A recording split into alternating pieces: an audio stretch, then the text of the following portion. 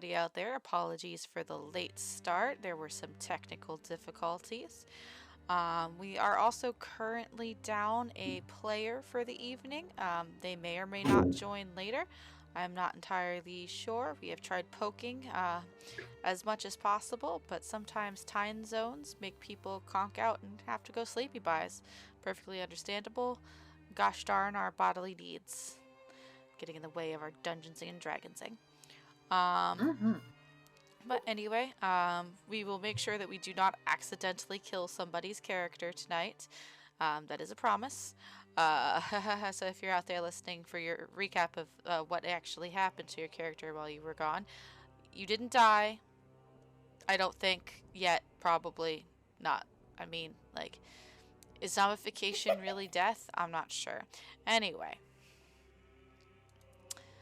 last time when we were in our lovely little chateau, our group made their way to Barovia and began to head through the town.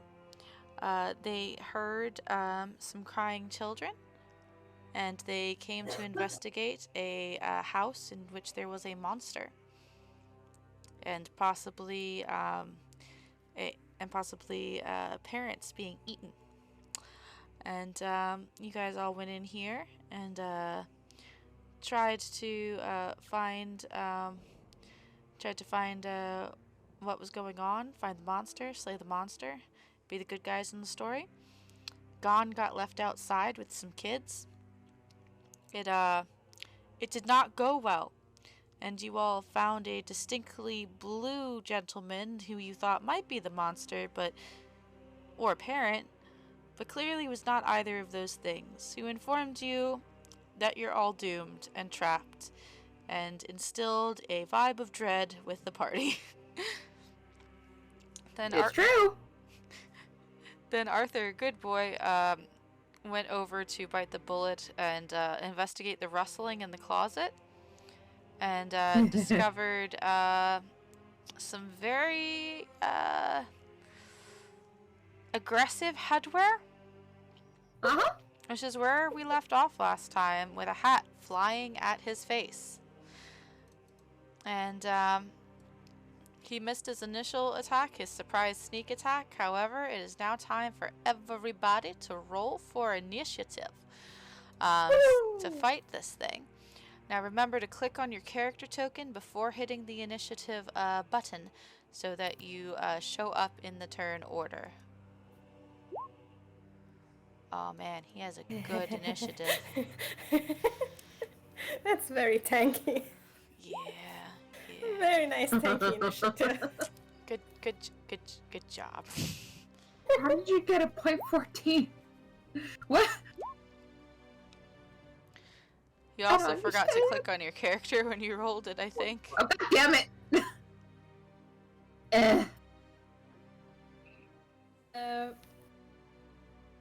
I think it's because we have these special character sheets from a D&D server that has them to avoid the same initiatives.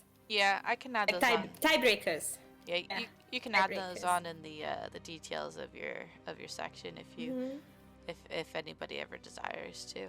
But I usually say that things happen simultaneously when people roll the same numbers, so it's not too big a deal. Alright, everybody has rolled. Let me just reshuffle these things really quick. And numerically descending. There we go. Oh, won't you look at that? With cat-like reflexes, Nicholas goes first. Nicholas, you see this large, almost witchy hat swoop down from the upper shelf of this closet, straight for Arthur's head. He manages to duck out of the way, which is a large feat coming from such a tall wolfy boy, and it flaps over his head. It is currently, since it missed him, technically right here. So, Nicholas, what are you gonna do? Right there on the map? Right there on the map. Okay, that's it. Then...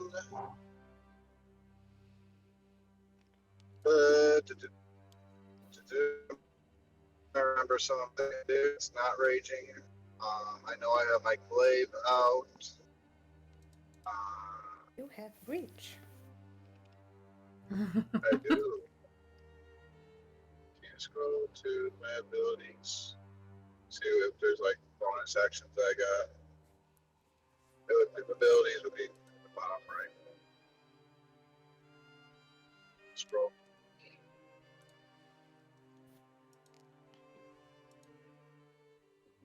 Okay, I guess I don't really have much for bonus actions right now, unless anyone can prove me wrong. If I don't have much for bonus actions, I will take my attack and swing at the hat with the glaive. Excellent. Go ahead and roll that beautiful attack. Scroll down in the middle. Oh, there it is.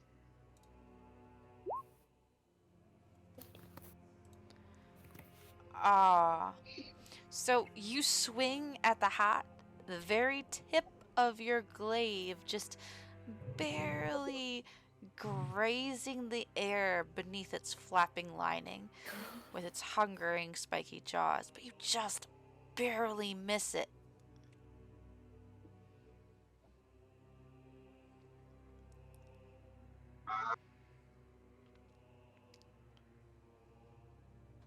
I'm sorry, Misha, can you just make sure I don't have any other actions? I know I don't want to rage. I'm pretty sure that's a bonus action, but Yep, raging is indeed a bonus action. Let me take a look at you, Nicolas.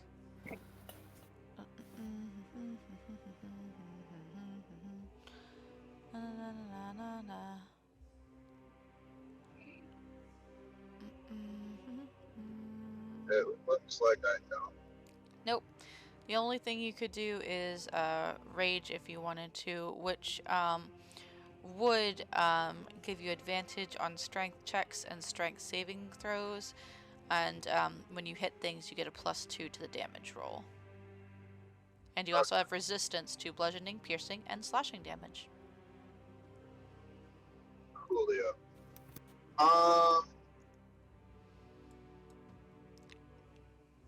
I will then probably move. Yeah. Diagonal up one and up one. Okay. Right. Diagonal up right and then up. Oh, up Right, right, not left. Yep. and then up one? Austin can control my token too. Yep. Oh, I'm good sorry. That's Alright. okay. I think we were fighting for the token there for a second. I'll win! And since there's not much else I can do, I will end my turn. And probably like, what the kind of bullshit is this?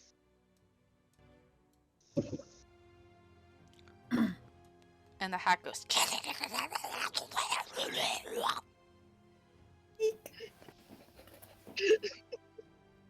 And then Ollie just retorts with, I told you! No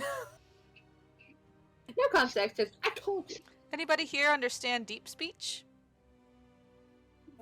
I think I do. This should be in my languages. I understand abyssal.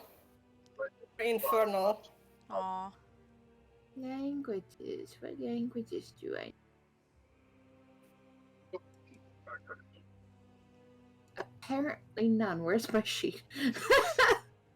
Oh. Update this character sheet. Let's see, does Gon know it?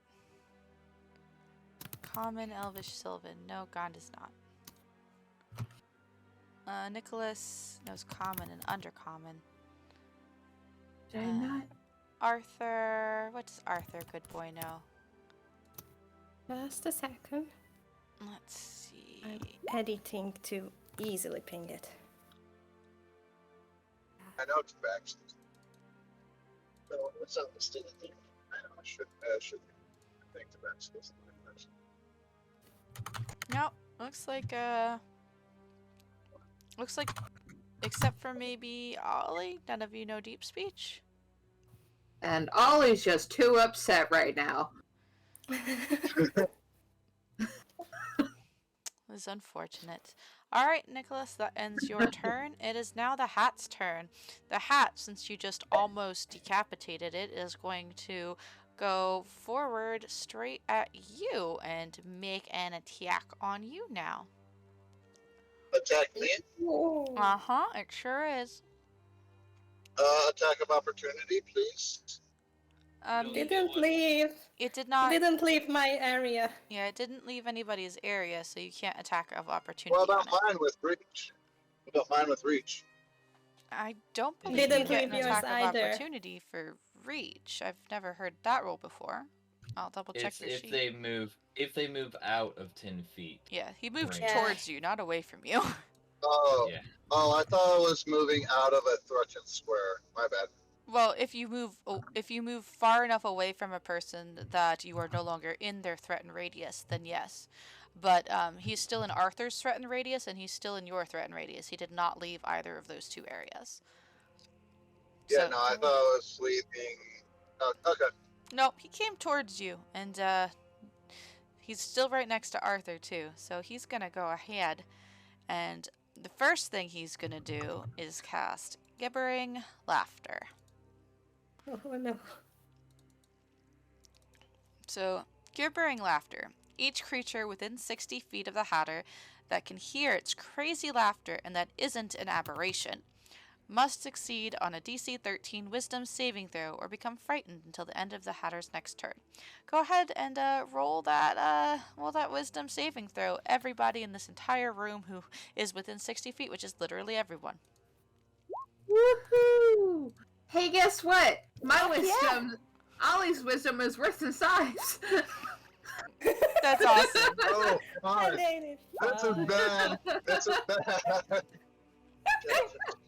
Oh, okay, that's good. Si's is at least 0. Oh no! Is our new friend not our friend anymore? No. Well, actually, what happens is that Ollie is consumed with an unspeakable terror that grips him. It's probably just one of those regular PTSD attacks that you get from being in a house that routinely murders you every day for several decades, possibly centuries. Who knows? So he hears that laughter entering his mind, and his vision just goes shaky. He can feel his breath go, and all he wants to do is run away from the hat. And he can repeat the saving throw upon the end of his next turn, after he has attempted to run the fuck away from the hat. The Mad Hatter, though, he has multi-attack, so his next thing is going to be trying to attach himself quite literally to your head, Nicholas. Cat. Does a 19 hit, Nicholas? No. No? Yes. Yeah? Shut up. Yeah? Yeah. Yeah.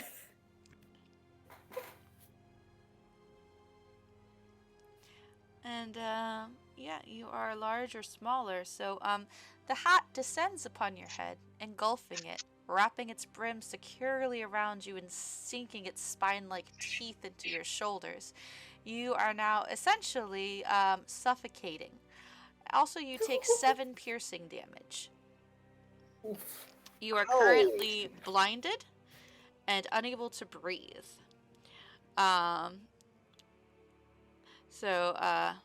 Yeah, on your turn you can attempt to get it off of you if you want. Right now, nothing happens except for the 7 piercing damage, but yeah. And that ends his turn. Oh boy. Now it's Gon's turn. Let's see, Gon, what have you got in your repertoire? Gon is going to be like, and he's going to load a bolt into his crossbow and take 1 step over here so he doesn't accidentally shoot Kira. I said they don't accidentally shoot Kira, and fire! That's a 21, so Gon hits. And let's see here. So that's going to be 2 piercing damage to the hat and 2 piercing damage to Nicholas. Oh boy. As the bolt Dear. sinks into the hat.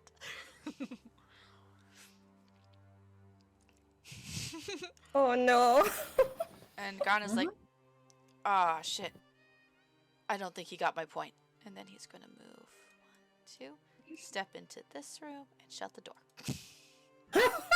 Nice. It sounds like a Gan move, so I'll just do that. All right. Hey, Ollie, guess what time it Yeah. is?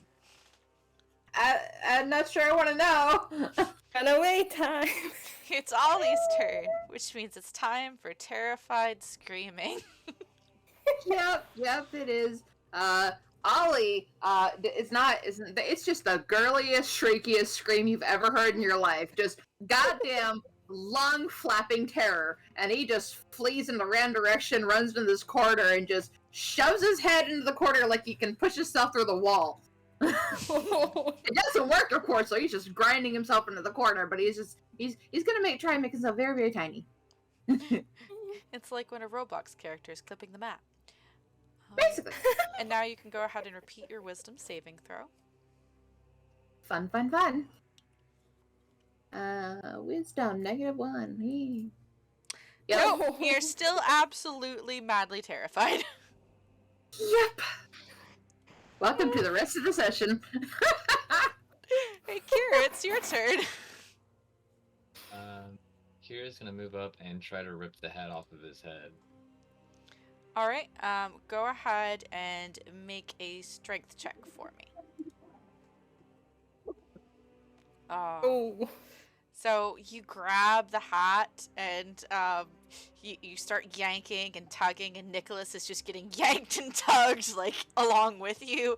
It's like you're trying to pull his head off almost. And Nicholas, this shit hurts because that thing's spiny teeth are kind of grinding and digging into the flesh of your body as he's yanking on it.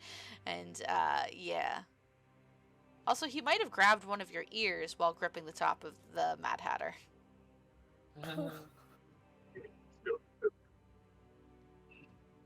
What was that? What was that, Nicholas? I couldn't quite hear you. Oh no, nothing. Okie dokie. Anything else for your turn?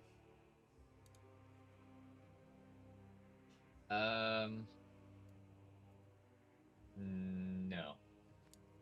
Okie dokie. It is now Arthur's turn. Arthur, what you gonna do?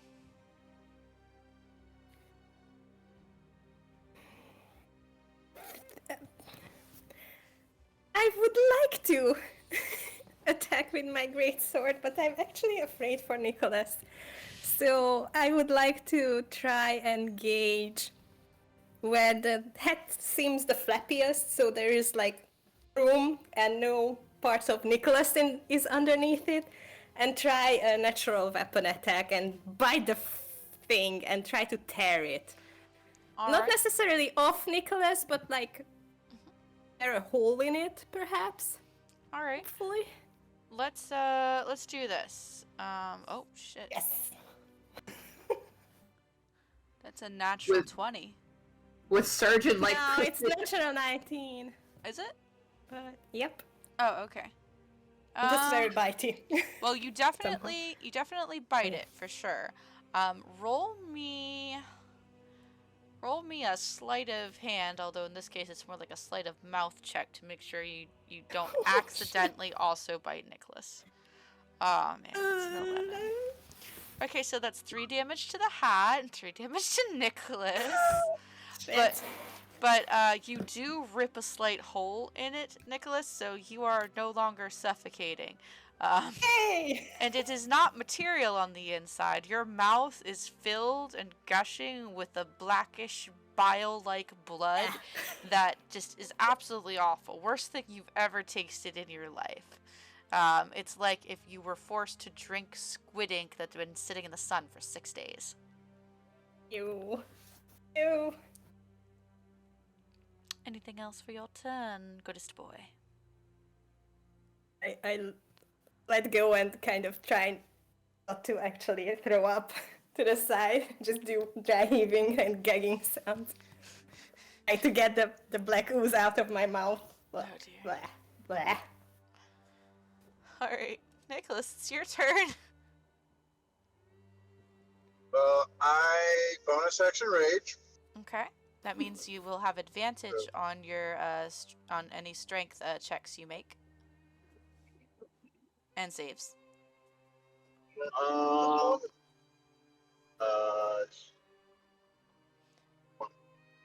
no, that is something else. If you would like to try to get the hat off your head, you could do a strength check. It will take up your entire action, though.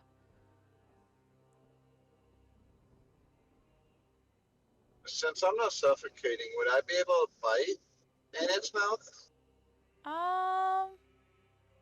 I would argue, although you are not suffocating, because you can get some airflow in there now, but with the giant gaping wound that Arthur just ripped in there, it's still kind of, you know how a python kind of wraps around its prey to try to swallow it whole? That's what it's like on the inside of this thing. You moving your jaw, probably not going to happen. Okay. Then yeah, I'm going to spend my turn trying to pry the brim, the spiny teeth brim, off of my head and neck, and flavorfully throw it down on the ground. Alright, you do have advantage on this strength check to try to get it off. Is this one right? Just pure strength check? Yep, pure strength check, not a saving throw, but an actual check. Oh, Jesus, fuck. At least you had advantage. Yeah. It's still 2 points short of what you needed, though. Oh. The first roll was a 3. Oh, man. So the hat's... Was it because I played a draw 4 on you yesterday? No! It's because you swung clay for the hat. Yeah, we played Uno. Yeah, It was fun. We had game night. Relationships ended. I'm killing them. Like he killed me. Anyway. No, this is vengeance for going home and not staying. Anyway. Yeah, that you still have your movement if you wanted to try and move, but you are blinded. So you'd roll a you'd have to roll a, let's see, 1, 2, 3, 4, 5, 6, 7, 8. You'd have to roll a d8 to decide which direction you're going in.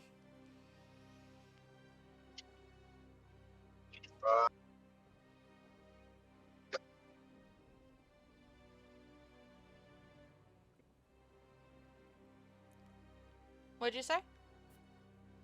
I'll probably just be trying to get the hat off, not really moving. Okay. So I'll just stay there then. Alrighty, it is now the hat's turn. Oh shit, oh shit, oh shit. The hat is going to remain firmly escooned. Let's see. Actually, no, he's not liking this. So he is going to detach himself from Nicholas's head and turn to the one who bit him and attempt to attach to his head. Let's see. Go away. Does a 17 hit? Yes. So that'll be 7 piercing damage. And then everybody watches as the Hatter engulfs poor Arthur's maw, the tip of Arthur's nose kind of sticking a little bit out of the hole he had previously gnawed into this hat as it engulfs him and latches on. And since he has multi-attack, you see the ribbon that's wrapped around its center that had been trailing behind like a beautiful purple streamer suddenly raise up, almost tentacle-like, and try to smack the shit out of out of Arthur. No. That's a 24, so that's 6 slashing damage as this ribbon cuts across his chest and armor, screeching as it does so in a very metal on metal kind of way almost. And you see those Arthur. little bits that you thought were lace on the ribbon, they're actually tiny serrated teeth. Arthur collapses with a painful yip. Unconscious Zero or hit points. are you unconscious? Say what? 0 hit points. Okay, so you are currently unconscious. The hat will detach from the unconscious wolf and float there, eyeing its 2 other victims and lashing that ribbon back and forth. You are unconscious, but you are not dead. So your next turn, you get to start making saving throws unless somebody stabilizes you first. And it's now Yay. Gon's turn. Gon's gonna open the door just to... Is it dead? Oh, nope. Okay. You can do it, cool cat! And he is going to yell that out, and, let's see. Where is it?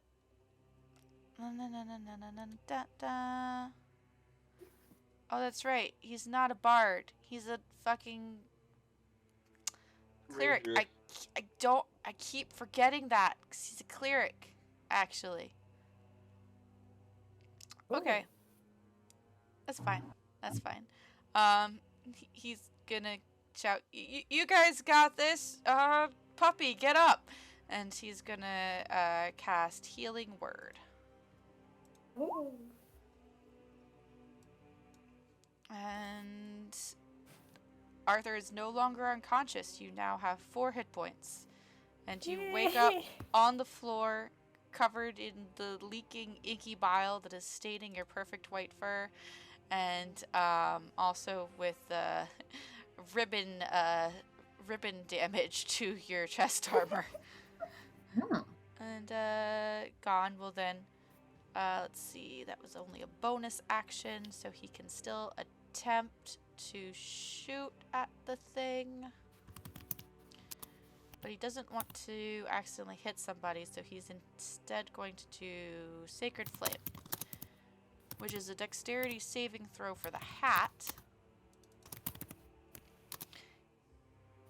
It's gonna be like, you look like you could use a little light in your life.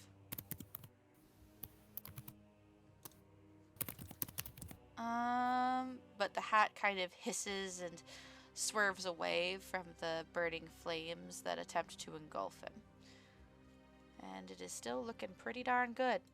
Ollie! How you doing, Ollie? That's still a frightened little child. Fetal position. Tail wrapped around yourself like a cocoon, rocking back and forth, back and forth, back and forth, back and forth, back and forth. Yep. It's not Tuesday. This one can't kill you. It's not Tuesday. This one can't kill you. Oh, And then Ollie can go ahead and roll that wisdom saving throw again. You believe? Oh, Jesus Christ! It's not Tuesday. This one can't Ollie! Ollie. Oh my god. It's not Tuesday. This one can't kill him. Alright, that ends Ollie's turn. Hey, Kira.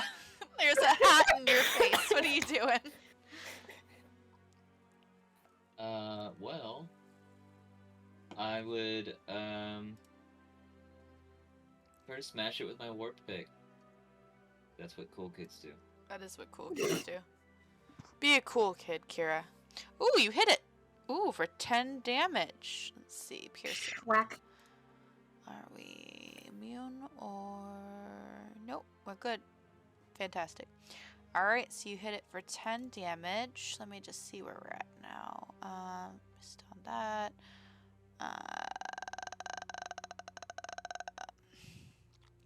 10 plus 3 plus 2 is 15 damage. Okay. Yeah, 15 damage so far. Okay. Fantastic. So this hat is looking a little bit worse for the wearer. It's fraying in some areas. By fraying, I mean there's strings of flesh that had formerly looked like it was just cloth, but now you can see the vile purplish red quivering mass beneath the quote-unquote folds.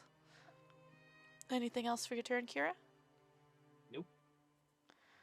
Alright, Arthur, it's your turn again. You are currently prone. You can use half of your movement to stand up again, and then you still have your action and bonus action, as well as the other half of your movement.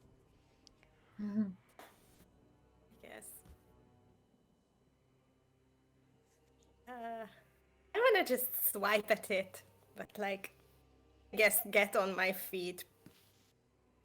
But swipe at it with my greatsword. Alright. Sort of gasp back onto consciousness and see it hovering above me and just push myself up with my left hand and swipe with my right in a big arc. Alright, do it. It's Fuck. only a 10. You miss it just barely. Yeah. Would have been a good damage, too. Alright, anything for your bonus action, or did you want to do any moving? I don't really have bonus actions yet. So I'm just gonna flatten myself against the door of that little cubby hole. Okie dokie. Keep an eye on hat. Alrighty. Nicholas, it's your turn. That damned monstrosity ruined your coat. Will we say that we still have my glaive in my hands? Mm-hmm. Or would I? Okay. It wouldn't, even if you didn't, I would not make you use an action to grab it again. You know how to kickstart a weapon into your hands. You've used it forever. You're proficient. Okay, cool. So I probably would have dropped it to try to rip it off my head unsuccessfully. But as you said, I'll just kick it up to my hands. With this silent death glare from these slit, pale green eyes, and swing my glaive at it.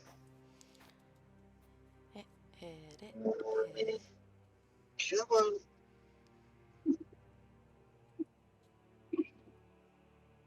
Just trying to give me the type rather than click the ones I get. Oh, As being a goof. There we go. No. Or no, that's not. that's for me.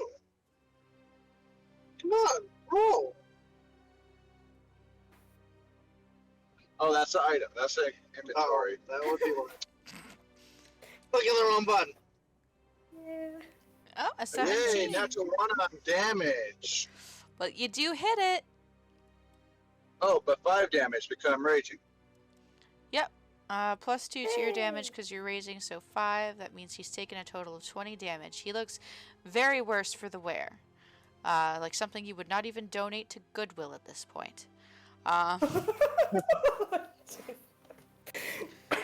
And he does not look happy about it. Clickety-clacketing his little ribby things that serve as the points of the hat, and ribbon lashing around here and there. And anything else for your turn? Is there- Nicholas? Is there anything else I can do as a level 1 barbarian for bonus, or just raging is it? That's it. Okay.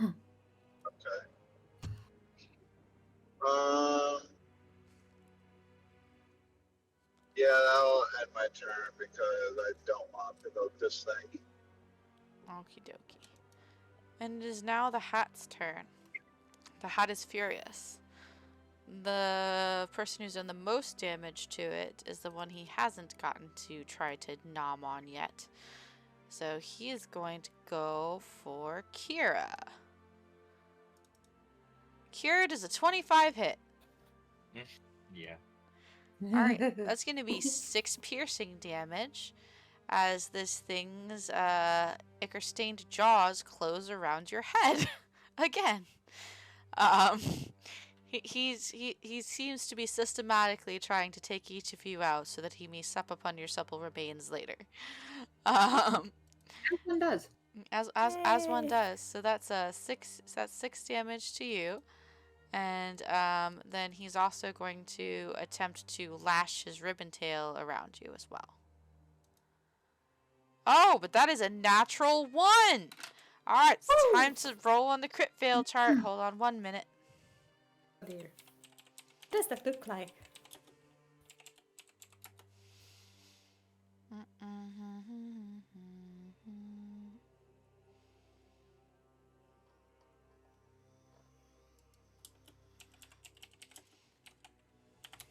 Hold on 1 moment.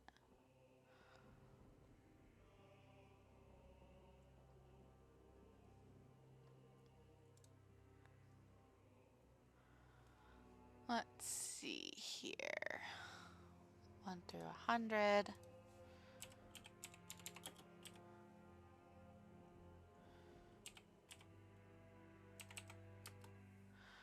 A 9. That makes it.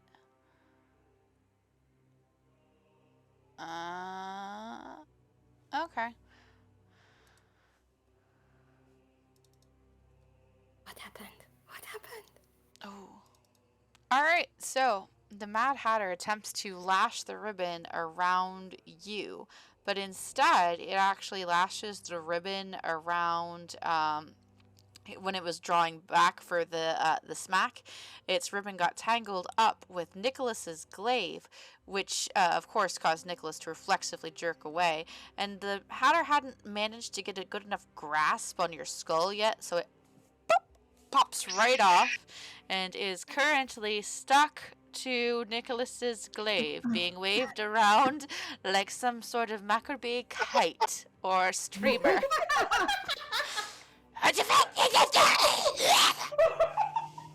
This very cool. I just had this frown go. You see Nicholas, kind of this silent, pissed off, angry rage, and you just see him have a smirk come across his face. So Nice. Nicholas is holding a This shit's pinata now. And it's Gon's turn now. And he is going to peek out from behind the door again. And he's going to go ahead and try to hit the pinata with an arrow, but he's going to move 1, 2, 3 to here so that it's easier to do that without hurting anybody else. Thunk! That arrow does sinketh within and deals 7 damage. And you watch how Gon just aims perfectly at this flopping, yanking, jerking hat, and shunk! The arrow just sinks in and goes through the other side of it, so it looks like some kind of weird feather that one has placed in a hat for decoration. And the hat thrashes once more wildly. I'm going to need Nicholas, Arthur, and Kira to roll dexterity checks, please. Yeah. Save or check? Sorry, save. Yes, save. See. Kira takes a long step back and is completely A-okay, fine. Nicholas, you get a few spots of ichor on your clean white shirt. Arthur, you get another face full of bile and ichor as this thing thrashes itself to death before hanging, twitching, still by its ribbon tentacle from the glaive of Nicholas. And Ollie, all of a sudden, that all-consuming fear that was gripping you, I mean, it's still sort of gripping you, but, like, it's not magic-induced this time. It's just the horrible terror that you've lived with for so long. So you no longer feel the urge to run away because you know it's hopeless anyway. So it is dead, or it seems to be dead. It appears to be dead.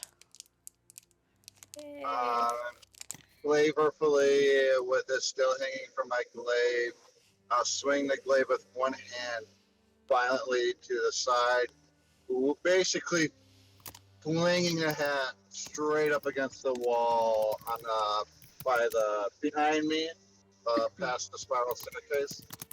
It goes splat, and it kind of spreads out so that like the entirety of the mouth portion of the hat is spread out on the wall.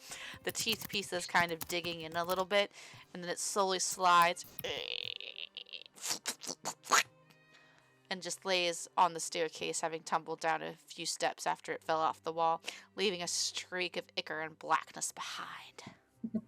Ew.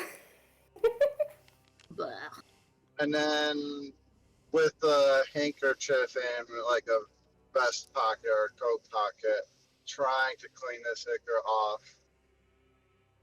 You didn't say anything about man-eating hats, like you said right at the beginning of that fiasco. What the hell are we dealing with in this hellhole? And that's directed towards Allie.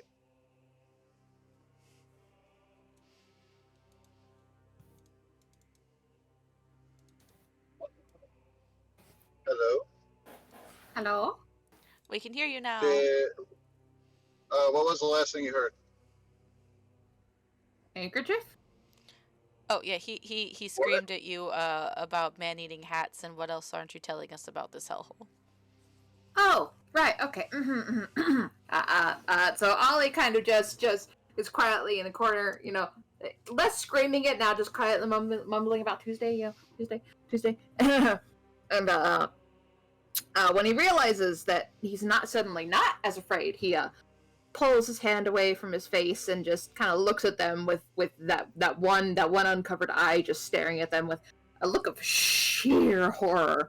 And he's still quite terrified. I mean, there's no spell making him terrified, but you know, it's a trauma. Anyway. Nicholas probably looks very intimidating, being a bit covered and drenched in this ichor from having his head in it too, and being very pissed off and like. Oh yeah, 1,000%, yeah. And Ollie just kind of like gives a quick flicker of the gaze up and down, and just says softly, so from that distance you can probably only barely hear it, and he just says, "It's not Tuesday." Arthur kind of collapses against the wall next to him and tries to clean off his fur, and you can see his paws shaking a little bit. Just like this was his biggest fight in his life, and yeah. He's seen his god too close up now. His god is the inside of a mimic hat's throat? Apparently. Concerning. But, yeah, then Ollie makes a better attempt to actually answer, realizing that Tuesday came out of his mouth. And, I don't. It changes. I don't. I can't tell you what's here, except for the basement. We just don't go to the basement, whatever you do. Arthur, kind of out of nowhere, in a very serious, kind of nonchalant voice, says, I believe there's a speed trap ahead. Yeah. What the fuck was that? Thank you, phone.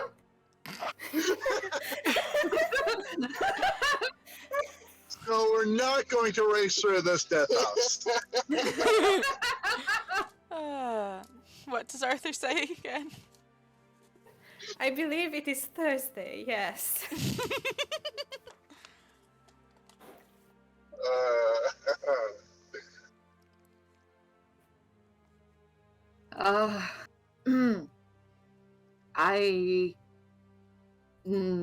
Ollie pauses speaking and just stands up and kind of brushes himself off. He crosses his arms to prevent them obviously shaking and kind of walks over to the group, pauses here next to Arthur, while giving Arthur an apologetic glance for some sort of misplaced guilt. He addresses the group and says,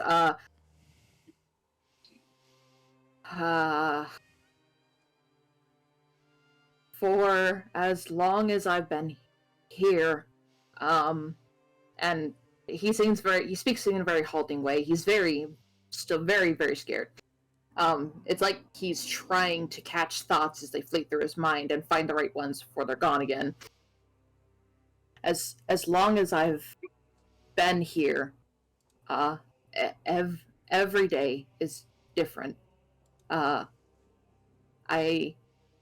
Sometimes that closet has that, and he gestures to the what used to be a hat, and sometimes it's other things, and the rest of the house isn't that different. It changes. I don't know what it's going to be like from here on out. All I know is I've never been able to leave. But and he clears his throat and kind of stares down to the ground this time. But I didn't used to be alone, and the fact that I am now tells me that the people I was with when I came here were able to leave. So I don't know what lies in the rest of this house, but maybe there's a chance. DM, Yes. can I just roll whether it be Arcana or local or whatever check it would be to see if I know of mimics? Sure. You can actually roll a. Let's see. Mimics are aberrations, so that would either be Arcana or religion. Arcana or religion, whichever you're better at.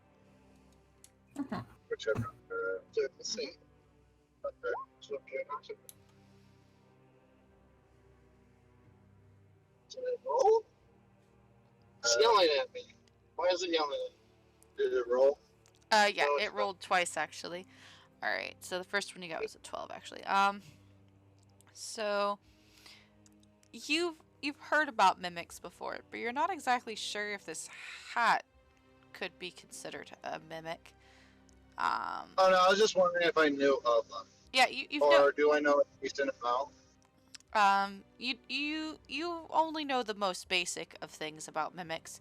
You know that they exist. You know that they can become inanimate objects, or sometimes entire like doors and stuff. But the way this one was flying, you've never heard of a mimic that flew before. Are you thinking Okay, the house might be a mimic? Yeah, no. So I was just wondering to see if I knew it for character knowledge. Yeah, you know what a mimic is. Yeah, you know what a mimic is. You don't have any specialized knowledge of mimics, but you've heard of a mimic before. So you mean to tell me that the possibility for this fucking place is not zero? This fucking place being a mimic is not zero. If the rooms in this shithole keep changing. You hear a groan as a blast of cold air shoots down the staircase and slams into your body as soon as you call this place a shithole. Arthur kind of regains his focus and says, maybe don't insult the place. And then offers a hand to Nicholas. Who is still very How badly are you hurt? What's don't say it.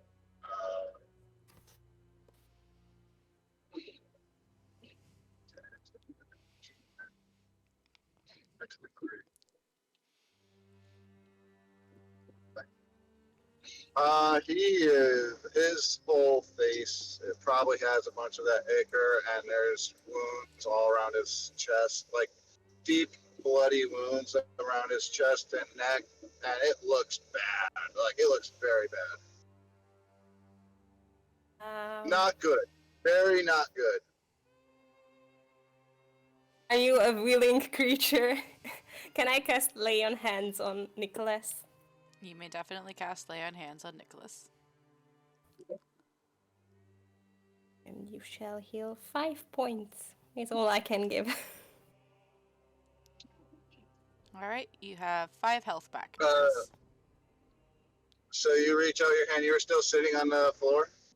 No, I got up and reached out a hand, offering, and if I see you willing, I lay my paw on your chest. Also, where... One note, Nicholas. This is not like Pathfinder. It's not going to harm you like you may think it would. Oh, okay. No, I wasn't really. Well, thankfully. That's good to know. Yeah. Just kind of like a weird glance at the awkwardness, but definitely being willing, but the awkwardness of the situation and yeah, like Arthur himself looks worse for wear.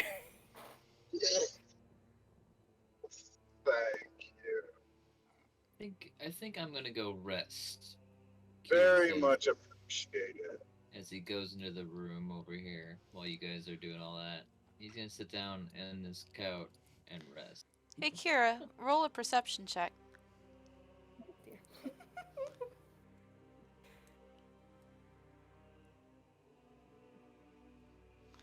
As soon as you step into this room, you notice there are some changes.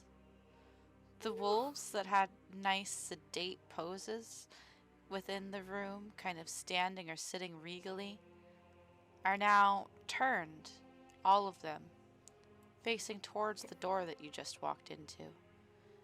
Their mouths pulled back in terrifying snarls. Their eyes, while previously a deep sapphire blue or soft chocolate brown in most cases, are now all a burning red. The bear rug that's on the ground, you notice, you're sure it wasn't there before, but there are long, deep grooves in the floor beneath it where the paws are, and that mouth looks invitingly open. You notice all of this from the doorway as you step into the room.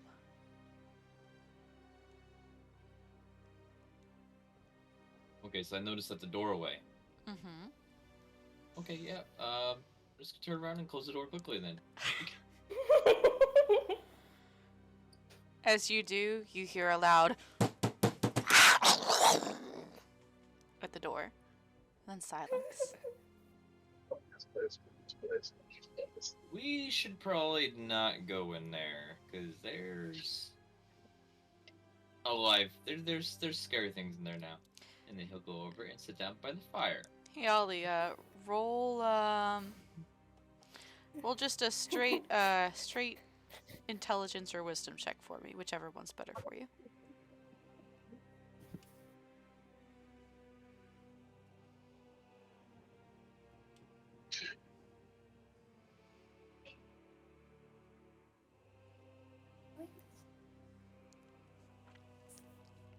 Alright, Ollie? Nice.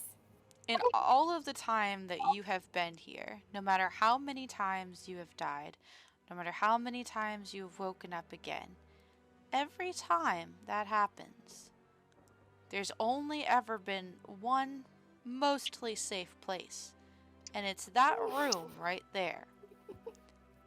It has never, ever been one of the danger zones before. Something is different. Hey.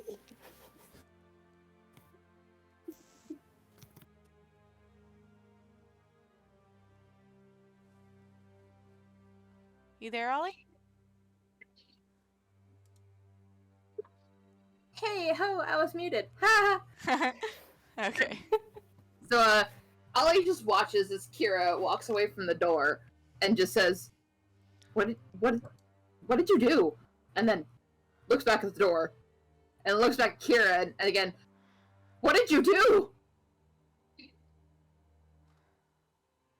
I didn't do anything. You're the one that didn't tell us that there was scary shit in there, like wolves. What? And then you just see Ollie's hands go up to his face, and he just slowly crumples down into a squatting position. Just that's the only safe place left. No, it sounds like it's full of monsters. Great, this is okay.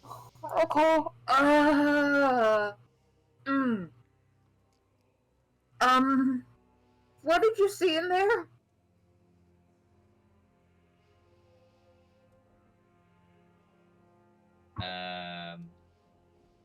Well, I saw very angry-looking wolves, and that bear rug was looking pretty enticing. And yeah, just a lot of stuff I didn't want to deal with, so I'm not gonna go back in there. I'm gonna rest here by the fire. That's what I'm going to do. And Ollie points at the door and just says, "You don't understand. That was the one safe place in this house." Evidently not. And you just see the last little bit of hope slip away from Ollie. He just kind of sits there and goes quiet.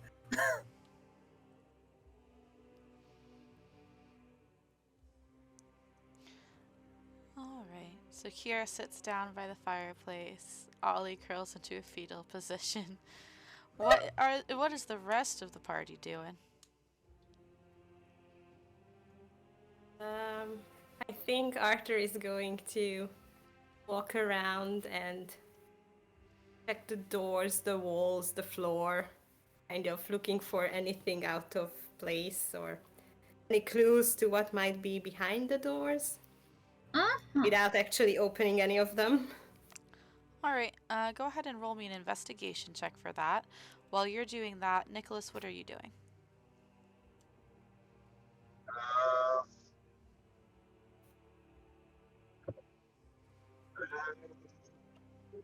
What did Arthur say they were doing? Arthur is Checking going. everything.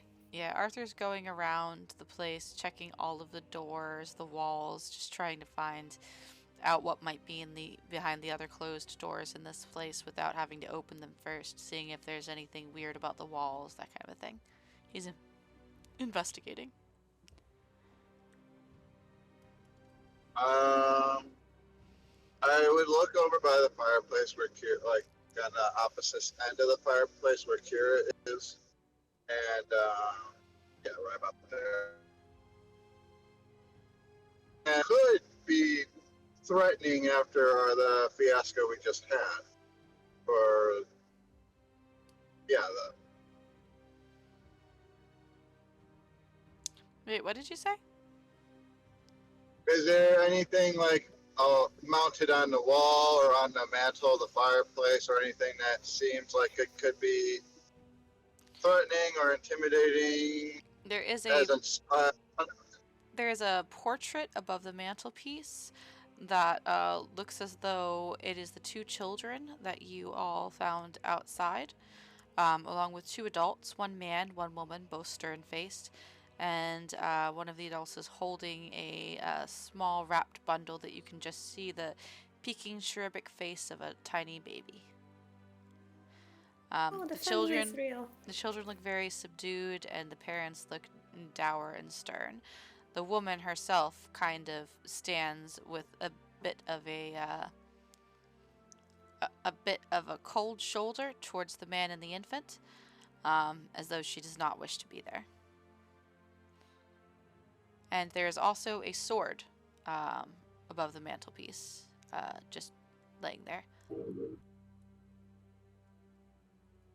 Maybe stepping a little bit further away from the fireplace, more so into the corner of the room, I'll just rest my glaive up and start just trying to clean myself off of all the ichor and whatnot and my shirt and vest. Just trying to clean myself up I'm currently if picturing that's even Nicholas licking possible. himself like a cat. I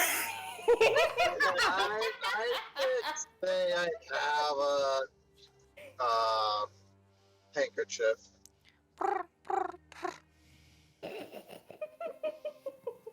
Anywho, all right. I So wouldn't use my tongue to clean off clothing. all right. So Arthur, you make a pretty decent investigation of the room. You don't find any secret passageways or hidden doors or anything like that. The only doors you can find, besides the closet, which you already opened, are this door. Whoops. Select move. Are this door right here, this door right here, and this door right here. All three of which are currently closed. You get down and you kind of peer underneath them, seeing if you can see anything. From this door and this door, you do see the slight hint of dancing flames, as though somewhere on the other side of that a fire has been lit. This door, you can sort of see a bit of light, but it's a lot dimmer. A lot of very nice smells greet your nose as you whiffle it underneath the door, though. Whilst inspecting the walls, though, you do notice something disturbing. So, there are a lot of carvings on the walls. They're beautiful and very intricate. They look like tangles of vines and flowers. There are also dancing fawns and maidens with baskets. But hidden amongst the beautiful designs that you see upon the wall, within the little swirls and whirls of the vines, you also see serpents lurking at the heels of the young maidens, skulls that the satyrs are dancing around, and their own features are curved in viciously gleeful smiles. And throughout it all, Charming sweeping wallpaper. bats here and there.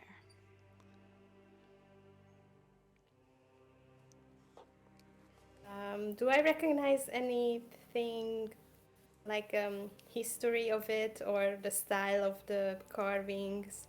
The style of the carving is probably more of a gothic appeal. It's very, very out of date, one would say. You don't notice anything historically significant. Even if you were to roll a history check, I can tell you right now, there's nothing historically significant about the carvings. They are just for pretty. They are not detailing a story. They are just a repeating scene that winds around the room. Pretty. Can I check out the closet as well? Just very, very carefully after the encounter. So you, while your companions are resting, you grip the closet door, and it creaks open. Carefully, you stick your head inside, janking it back ever so slightly when you remember what happened last time. And then when nothing rustles, nothing moves, ever so slightly you open the door wider. And there, on the floor, you find the remains of several old dish towels, very dirty, very crusty, and definitely not something you would have expected to find inside this closet. That belongs in the laundry. Ew, do people not wash anything? What is wrong with you people?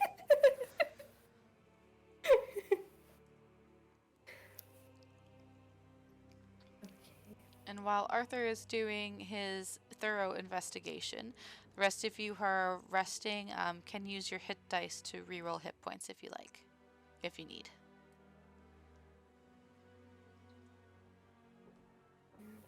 I guess Arthur is going to join the rest. Yeah, it doesn't. Oh yeah! Oh, lucky. Oh, So nice. So you guys spend about an hour just sitting here, cleaning off the vile bile, tending to your wounds, wrapping them up, regaining some hit points. At some point, Nicholas's rage had faded away because it only lasts for a minute. Sorry, I did not mean to roll that hit dice. I was trying to figure out if I wanted to or not, and Austin just went ahead and did it.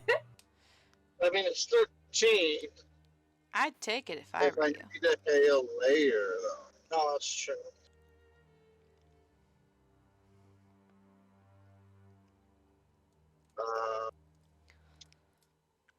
I'm gonna sit on it just in case and keep my hit die Okie because dokie. I don't expect to do a long rest in this place. Who knows? You may be tracked here forever like Ollie and have the longest rest.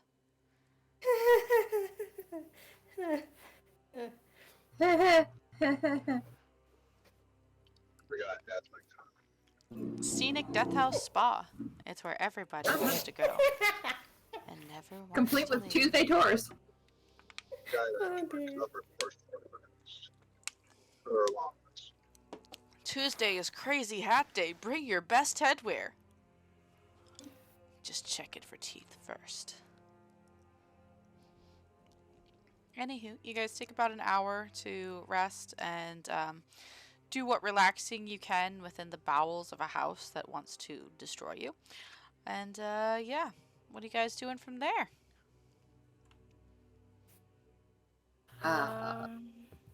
Arthur's gonna check out this door again because it smelled nice.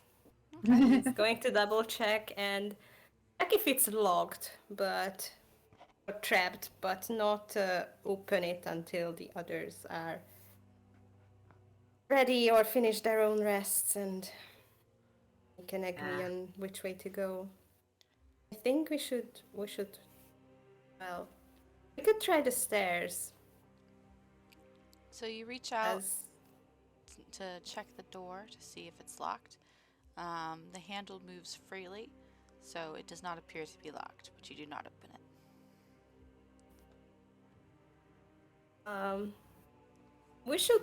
we could try the stairs or we could try this door maybe. It smells kind of well enticing and inviting, so maybe we can be prepared to be ambushed again for sure. Mhm.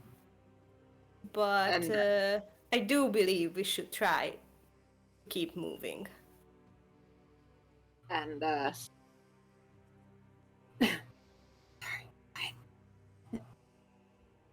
Oh, go ahead. I don't know, I'm just gonna Ollie just nods, and if there's one thing that he can agree on with everything else is just you cannot stay in one place too long.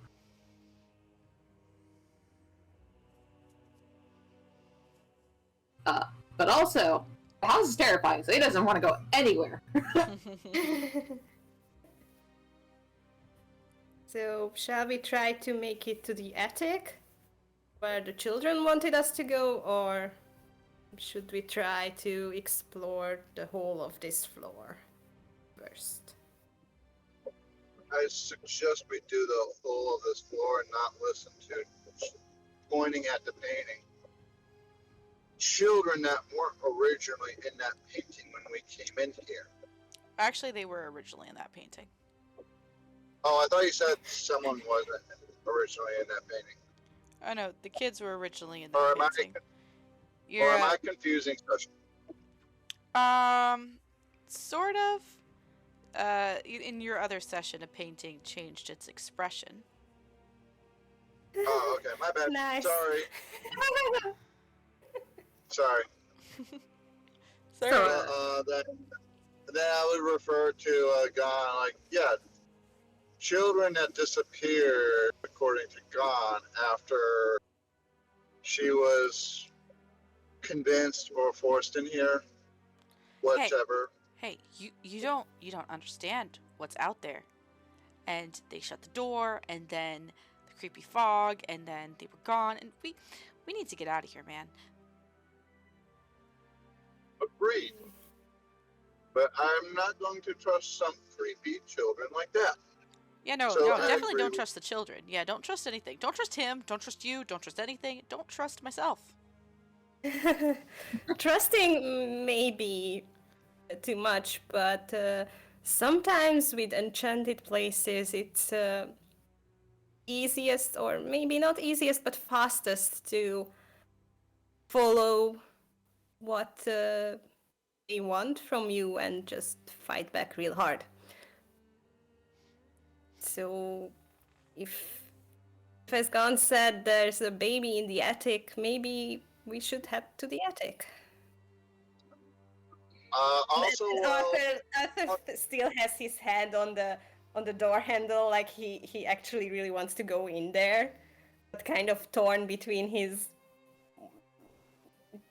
kind of instinct and his intelligence, like his logical thoughts. also, if this is not being done stealthily, I could roll perception if need be. But Nicholas would be stepping towards Kira to slap his hand away from the goddamn sword. Yeah, I think You literally want to trust a fucking thing after a hat tried to swallow two of us I think from this house? I think Kira should roll a stealth check and you should roll a perception check. Because you were just arguing Okay. with people about where to go with children, so. That's fine. No, that's perfectly fine. Holy fuck. shit. Please roll high.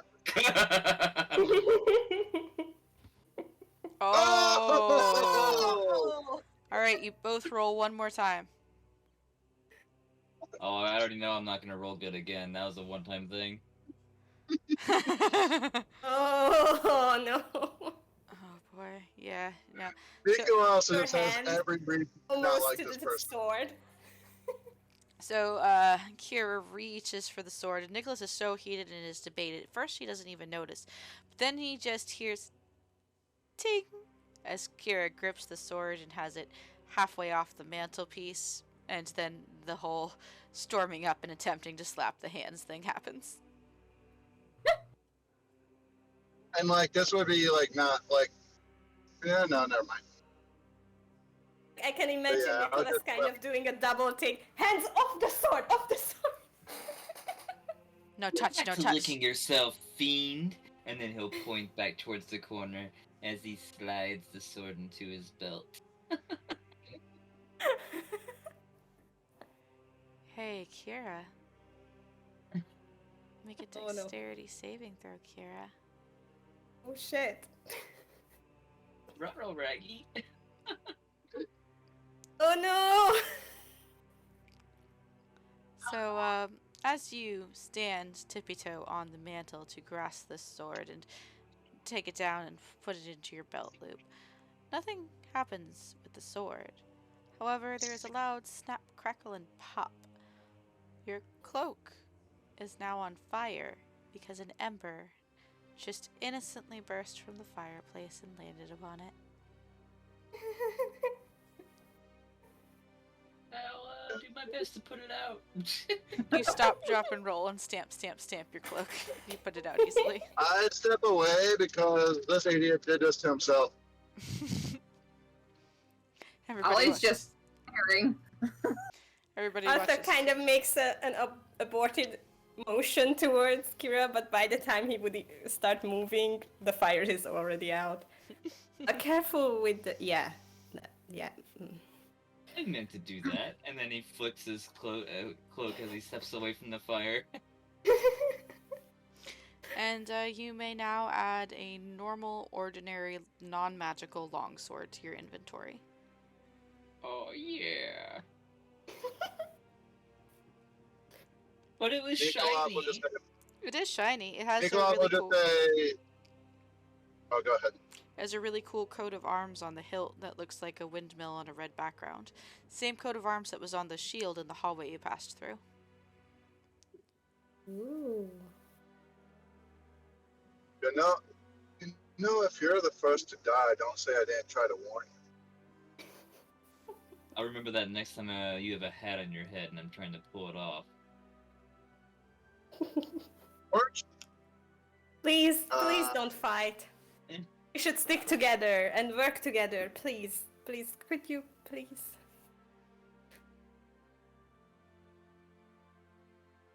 Walks away casually.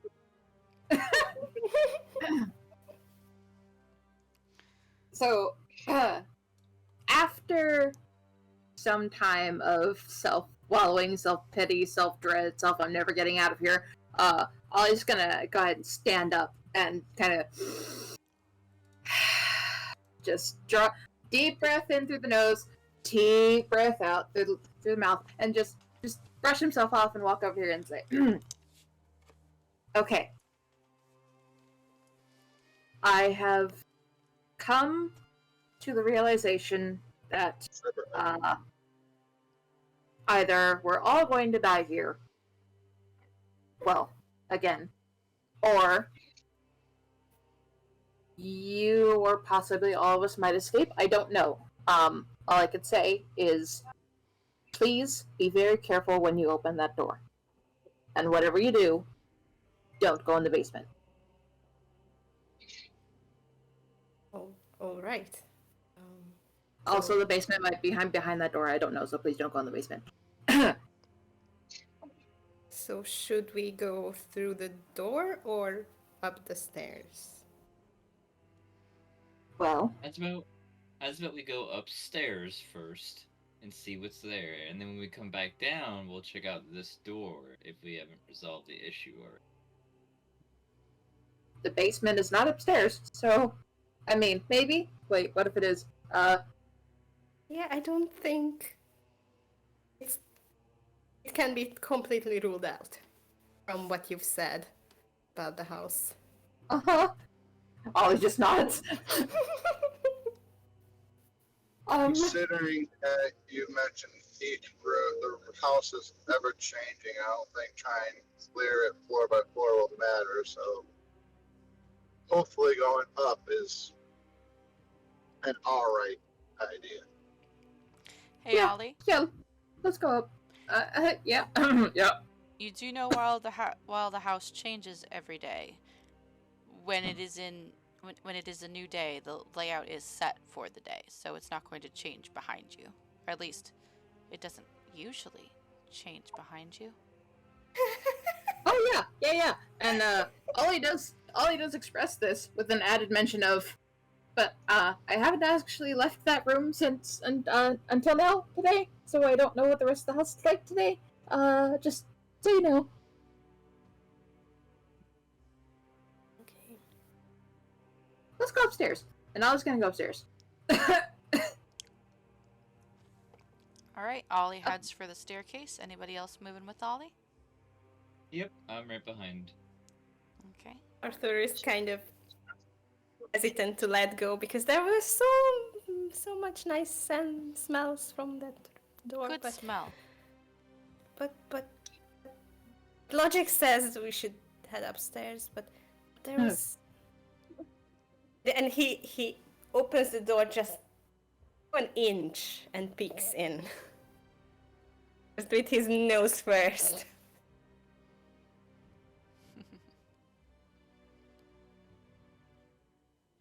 Prepare to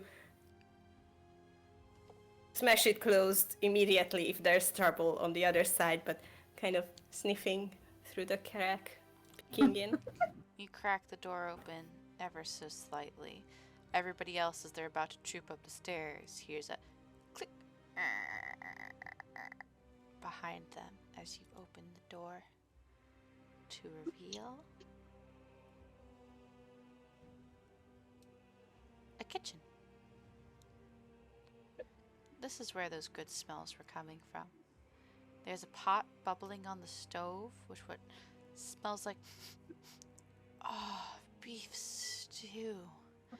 There are cuts of meat that are currently on the chopping block, with a knife resting gently beside it, a little bit covered in the juices of the meat itself. They look like they had been freshly sliced, waiting to be thrown into a pan or perhaps onto a grill. And is that, oh look, roasted potatoes tossed in some kind of butter and parsley with a little bit of garlic and flaky salt.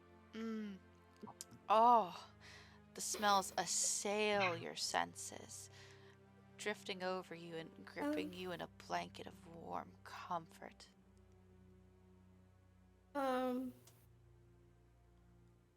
can you?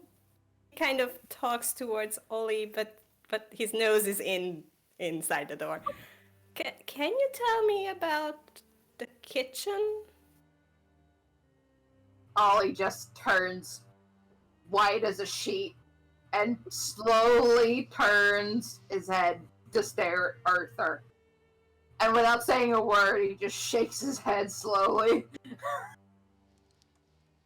Because this place looks empty and there's food. Maybe we could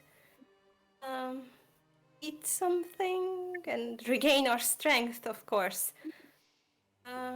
There's meat and the door is opening like inch by inch, wider and wider as he's talking. And the smells roll out, and the rest of the party can smell them now too. Is that a hint of, oh man, there must be a cherry pie in the oven in there? Oh, is that roasted carrots with a honey maple glaze? I'm all for it. The cake is a lie. He points to Arthur. The cake is a lie. Cake? What cake? There's meat in there, and you can see like his wolf jaw slightly open and the drool gathering and starting to overflow his mouth. Stick to the plan. He grabs him by the back of his armor and starts tugging to go up the stairs. Do you resist him, Arthur, or do you allow him to drag you? I allow him and kind of slam the door as he jerks me back. And the door slams shut behind you, and you This mournfully sad leave, little whimper. mournfully leave behind. You Let me You said the rooms stay the same during one day? Can we come back? Like, soon? That was the plan. Soon. Meat was fresh. I don't want it to go too cold. Oh. This time it was. And Ollie just says this with a scowl. Maybe the house doesn't like cooking for ungrateful freeloaders, huh?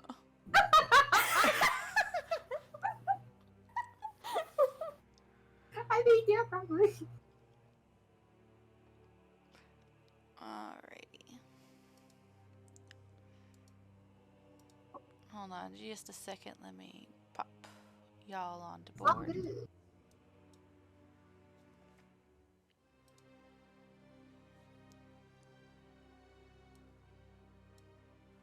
Oh, that's the wrong one. That's not Ollie's token anymore. Delete. Thought we put a new token on you. Edit. Let me just pop. You select a token. Save changes. That's better. Pop. Death house, second floor. I mean, death house? What death house? What are you talking about? It's fine. Oh wait, that's not the right Perfectly token. nice. You're gonna wake up any second house. That's not the right token either, is it? No, it's not. Gosh darn it, I thought I had these changed. No. Edit. Select a token. Save changes. Okay. Wait, what was that? Knowing Nano is alive in Discord. Hooray! Tell Nano to come. I am busy doing tokens. whenever I first like glance at your token size, I always like remembering how your other character is. I always think that your character's like holding your character's head. The way that it looks like the arms coming down and you're holding the head. Tell them we miss them and to come on.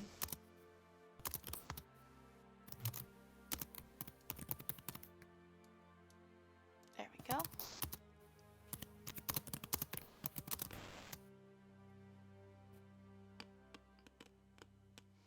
I'll wait for them before we get started on this one.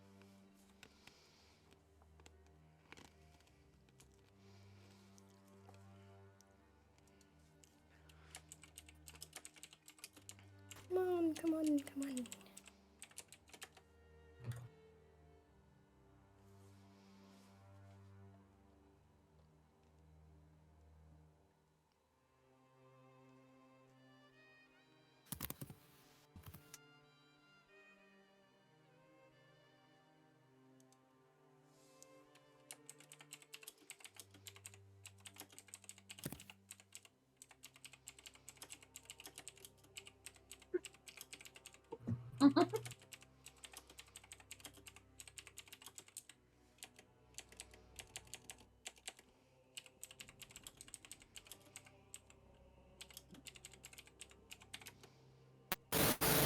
Hey, no. It's a nano!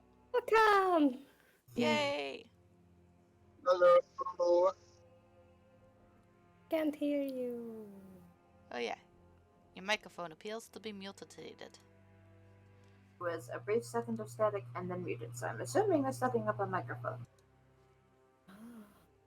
It's quite possibly. Oh no! Oh dang. Ah! You might want to rejoin the call. Yep, it's death. Static. Death by static. It's Slender Man. Is it better? A little bit. Do you have a fan in your background, maybe, that could possibly make No. it? Oh, it sounds like a robot of death. Yeah, let me go workshop some stuff. Slender Man has joined the game.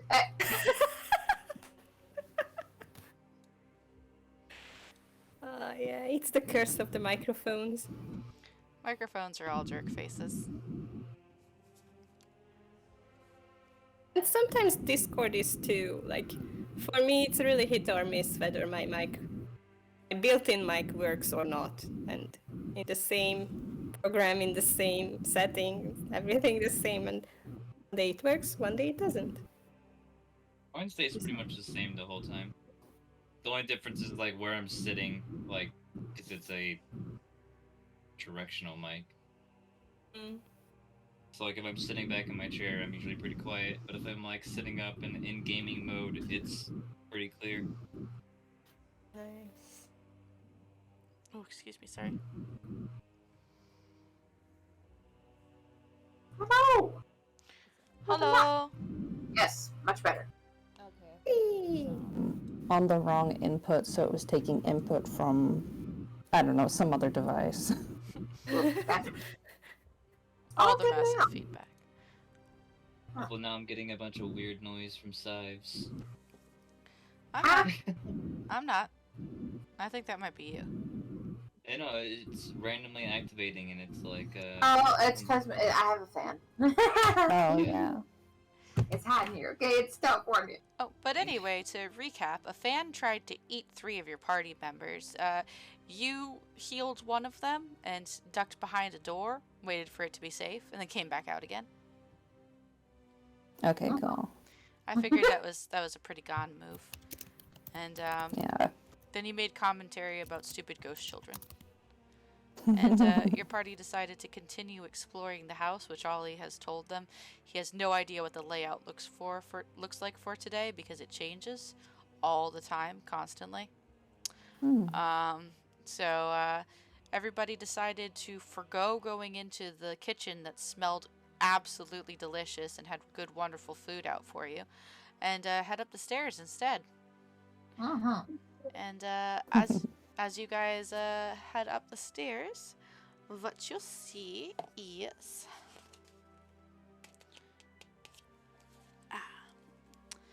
so as you go up the staircase, there is a soft velvet carpet that covers each of the steps. As you tread up each one of them, your footfalls are muffled and muted, not echoing off the walls like it does when you walk upon the hardwood floors. Please make a perception check as you ascend the stairs. Oh boy. Personal. Yay, there's something to perceive. Hey, Yay. hey, Kira and Gon, you remember very distinctly that the remains of that weird hat creature and its oily, blackened blood that oozed from it were left on the staircase after Nicholas had flung it there after it was dead. But, the stairs are spotless, and there's no body upon them as you head upwards. Yeah, I'm still real not okay with this. When can we go? You're trying to find a way out. Have you noticed something? Yeah, the place is already, I don't know, shifting, rebuilding itself. What our blue friend here said. The remains of the creature, have pulled a ghost and just vanished. It's Arthur's turn to go stock still and then turn very slowly back towards Ollie and Gon and go, Didn't you say it remains the same for at least a day? And Ollie just kind of ties his fingers together in a nervous manner. Normally? Normally, houses don't try to eat people. Oh, that's Uh, true. For this house is normal, as Ollie points at the ground. Arthur kind of sighs and goes ahead to the top of the stairs and looks around. Look, Up, not yet stepping onto the floor of the next level. but the fact of the matter is, things have been as routine, I guess, as they can be until you got here. The one safe room isn't safe anymore since that one opened the door. Gestures vaguely to all of Kira. Hey, you're the one that left the room and then didn't do anything.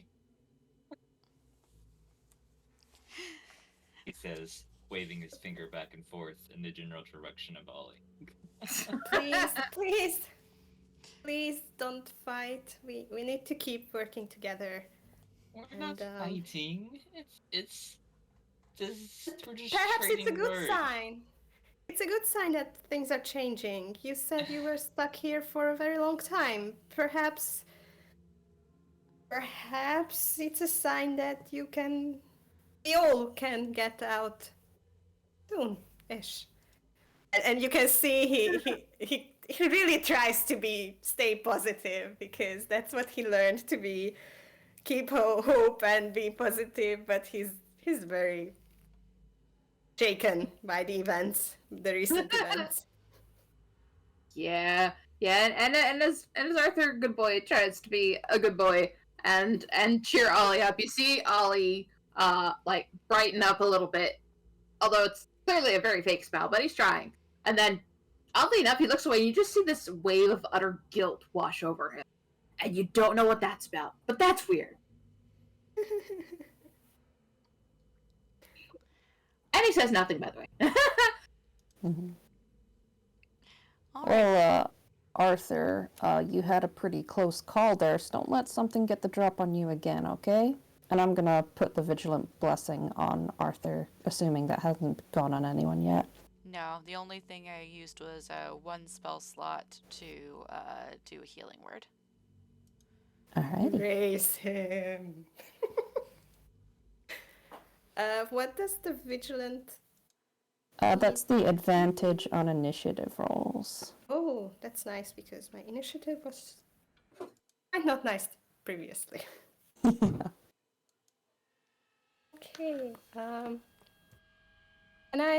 Can I look around? Yeah. Does anything seem potentially dangerous on this floor? So you reach the top of the staircase. The velveted steps giving way to the gentle clack of wood on paw. You see within this landing right here, it seems to be very stately. The same polished wooden floors that you saw below are here above, and there is a plush red and gold carpet that is laying on the floor before a very similar fireplace as there was below. The portrait above this one is of a young woman as seen from behind beneath a willow tree next to a river at the dead of night. There are four large, very clean, very well maintained suits of armor that stand almost like statues, flanking two large doors, um, both of which are double doors that open inward.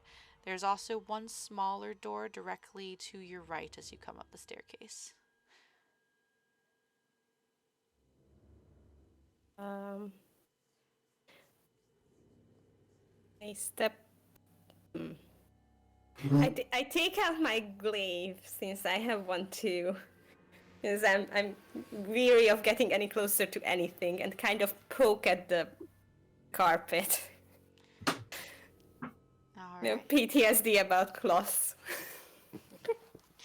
You reach out with your sword, and you prod gently at the carpet, leaning as far over as you can without actually getting anywhere near it to touch it.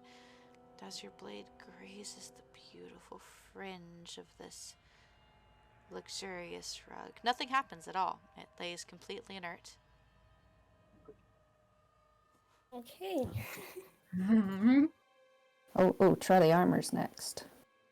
How about we don't? Do we want to do we want to see this floor in detail or try continuing up the stairs? Let's just go up the stairs for now, because I remember Inch hearing some really around. crappy stories about armor in the bar, and I don't want to Yeah, take a chance on I that. think I might have caught a similar tale once. As you are about to head up the staircase, you hear a soft sounds like a harp being played with a tinkling, soft and gentle melody. A lullaby. And it comes from behind you. After's Near ears prick up and these doors. can you hear that? No, I don't hear anything. Let's keep going. And then he'll like start pushing on Arthur's back slightly, like, come on, be good, go up the stairs. I'm gonna take the help action to keep pushing Arthur up the stairs. Does Arthur resist? Arthur is not hesitating. Like he's not fighting back. He's going like, okay, yeah. Moving it's better. Ollie shouts over his shoulder, "Not today, demons!" and goes up the stairs.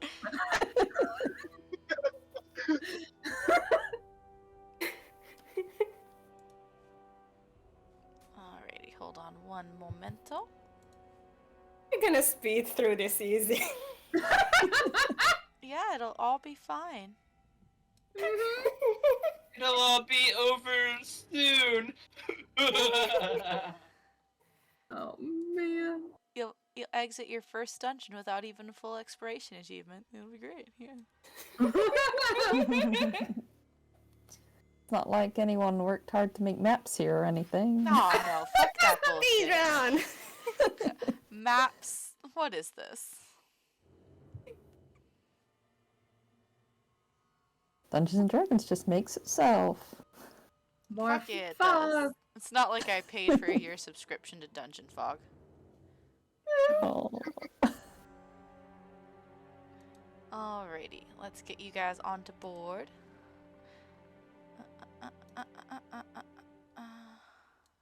Arthur is in the lead because he's being pushed upstairs.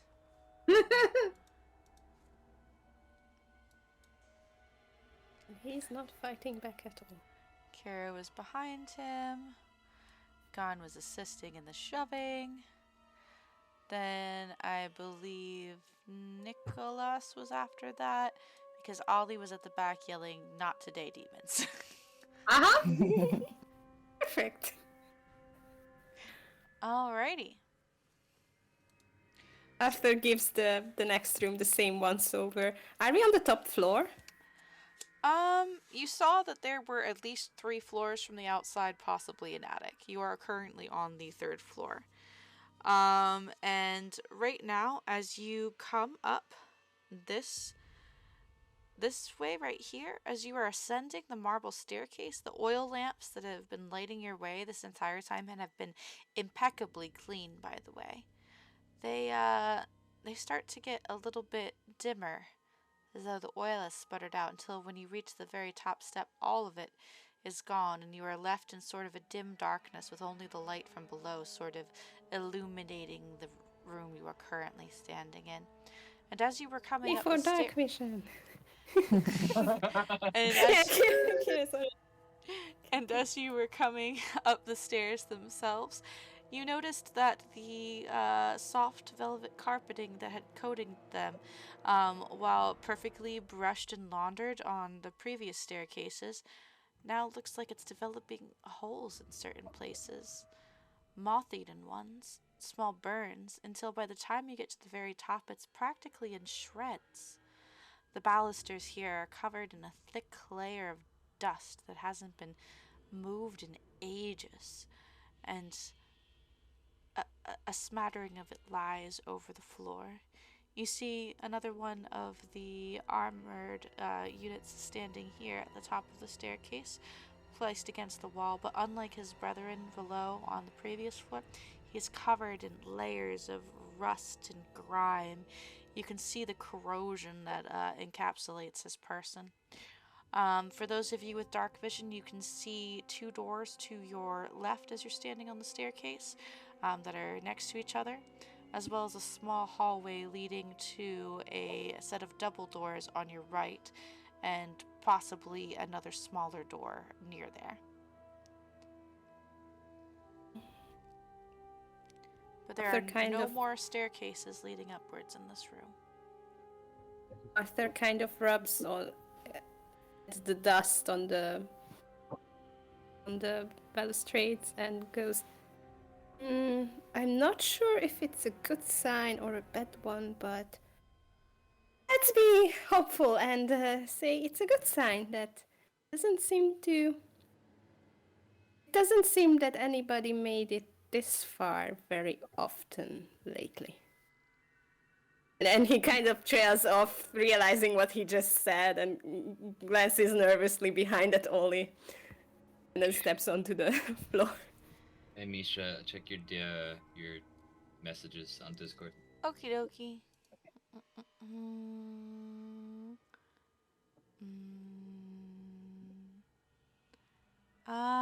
You'd have to come up with an in-character reason about how they could do that. Alright, what about this then?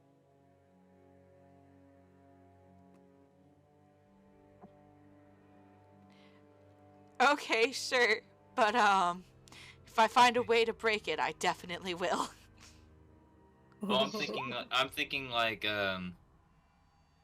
you know the police batons? I know exactly where what they're you're metal? thinking of, yeah. Yeah. Just like that. Yeah, alright. Same thing. So, as we come up the stairs, Kira's going to take his shield by the hook and place it at his back on his belt loop, and then he's going to pull out what looks like just a little tiny stick with a spearhead on the top, and then he's going to whip it out and extract it out like a police baton, and it's his lance. So he has his lance out with both of his hands now, and good job whipping it out. Yeah. And he's going to glare very suspiciously at that armor, and he suggests quietly to the group, like, let's fuck that armor up. You know, before you can do that, actually, so when Wolf in front of you took a step onto that landing. There was a screeching Shit.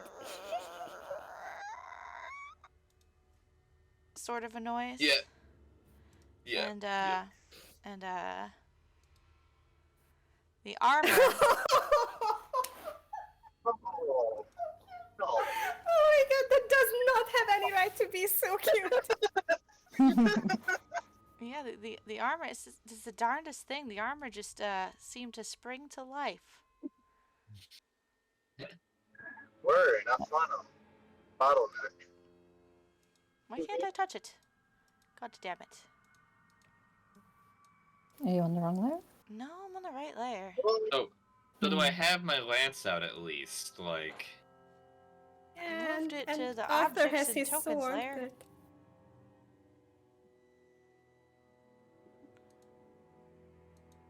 Did it just disappear? yes. Yeah. Okay. I think maybe it's the position it's standing at. Okay. There, okay.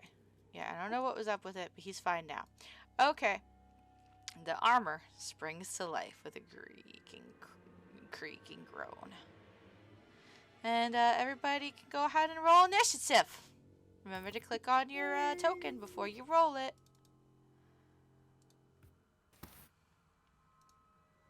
Do I have advantage, you said? Yep. Okay, then let's try another one. 18. Yes! Better. Still weak as... Well. Sounds concerned. Trying so hard not to say. Sad. Oh my gosh. Natural 20. No. Where'd the hack go?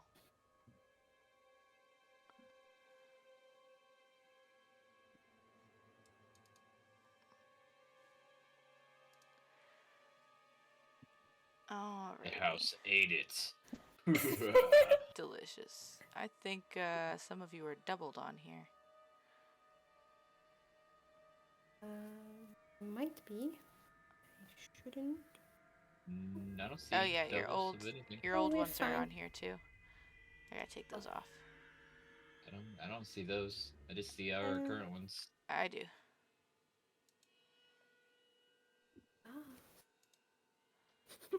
That was weird. Sorry. Okay, we're good. Let me just arrange this in descending order. Oh look, the armor gets to go first! Isn't that awesome, guys? That's everything you ever wanted to do. Actually, doesn't Arthur get to roll twice? You did. for I rolled twice. Advantage? Mhm. Oh, you I did? rolled twice. Mhm. Yes. Damn it! I know. Damn it! Yup. Yup. So, Oh, he's a heavily armored guy. He's not very quick on the uptake anyway. that's okay. It's alright. It's not like it's going to make two creaking steps forward and make a slam attack at you. Oh, Great. but a 7 does not hit. Oh, thank. Let me just go ahead and hide those rolls to make it a little bit scarier for you. Always whisper rolls. Good job. And the second slam attack, which is a 6, still doesn't hit you. So it raises its corroded axe, the blade coppery, with what you hope is corrosion and not the blood of its enemies, and it brings it slamming down to the left of you, slamming down to the right of you, and leaves 2 deep splintering gouges in the floorboards next to you, but manages to miss you completely. Hey. And Kira, it's your turn now. So many. So I just want to make sure. Did I get my lance out? Your in that lance is process? currently out, yes. Okay. So the shield is down. Here it comes.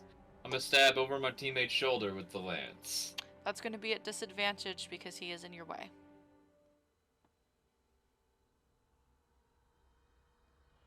That's all I can do because I can't push him out of my way. That would be very nice. I mean, you He could. uses You could be a Arthur's strength shoulder and the contest, spear like a fucking pool. though. And with an 8, you do not hit it. Aw. Well, Okay. Gone, it's your turn. Alrighty then. Gun is gonna look around and realizing that there's no doors behind, realizes he has to actually join in this fight. He's gonna, snap his fingers and point at the armor and cast Sacred Flame. Woo. Alright, that's a dexterity saving throw on the part of the armor. Which is surprisingly not that dexterous, you know? Hooray! And that is a 4. So you see a whoosh as radiant light encompasses this creature. It goes and turns to look directly over the other two at Gon. Alright, guys, you got this. Gotta go. Bye. I'm just gonna move 5 feet this way. Alrighty, and now it is Arthur's turn. After seeing that he's in the way and also the thing is already attacking him, he sidesteps and takes a stab at it with his great sword. Come on! Yeah, that's a 10. That's unfortunately not going to hit. Yeah, he's still too shaken to aim properly. Also, it keeps wriggling. Wiggly. Wriggling? Oh, well, yeah, I guess the gift does that, doesn't it?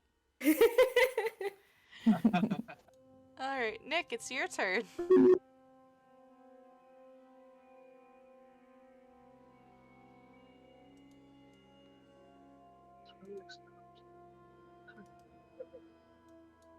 Nicholas? oh, sorry. I'm not used to. I just heard Nick, and like, oh, that's not me. Nick. So I will make my way up the stairs, and it's just no penalty to go through allies, correct?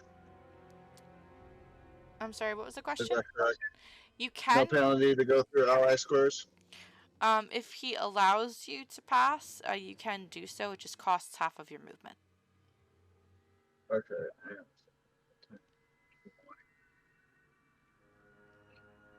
25. And then I'll go 30, 35 to flank. And I'll make an attack with my glaive. Alright, you will have advantage on this attack.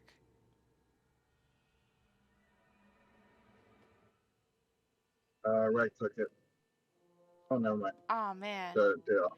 Yeah, no. Your glaive just screeches off one of the heavily armored plates, doing no visible damage to this creature. Alright. And, Okay. anything else for your I turn? can see that. No, that should be it. Alrighty. Hey, Ollie, it's your turn. You hear a hullabaloo up at the top of the stairs, and Gan comes running back down.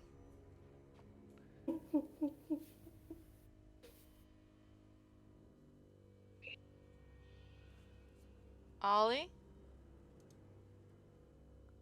Sorry, I was muted again. I gotta stop doing that. Yeah, so Ollie just watches this Gon run back downstairs and just shakes his head at him like, no, and then gets out of his way because he doesn't want to be toppled over, and then,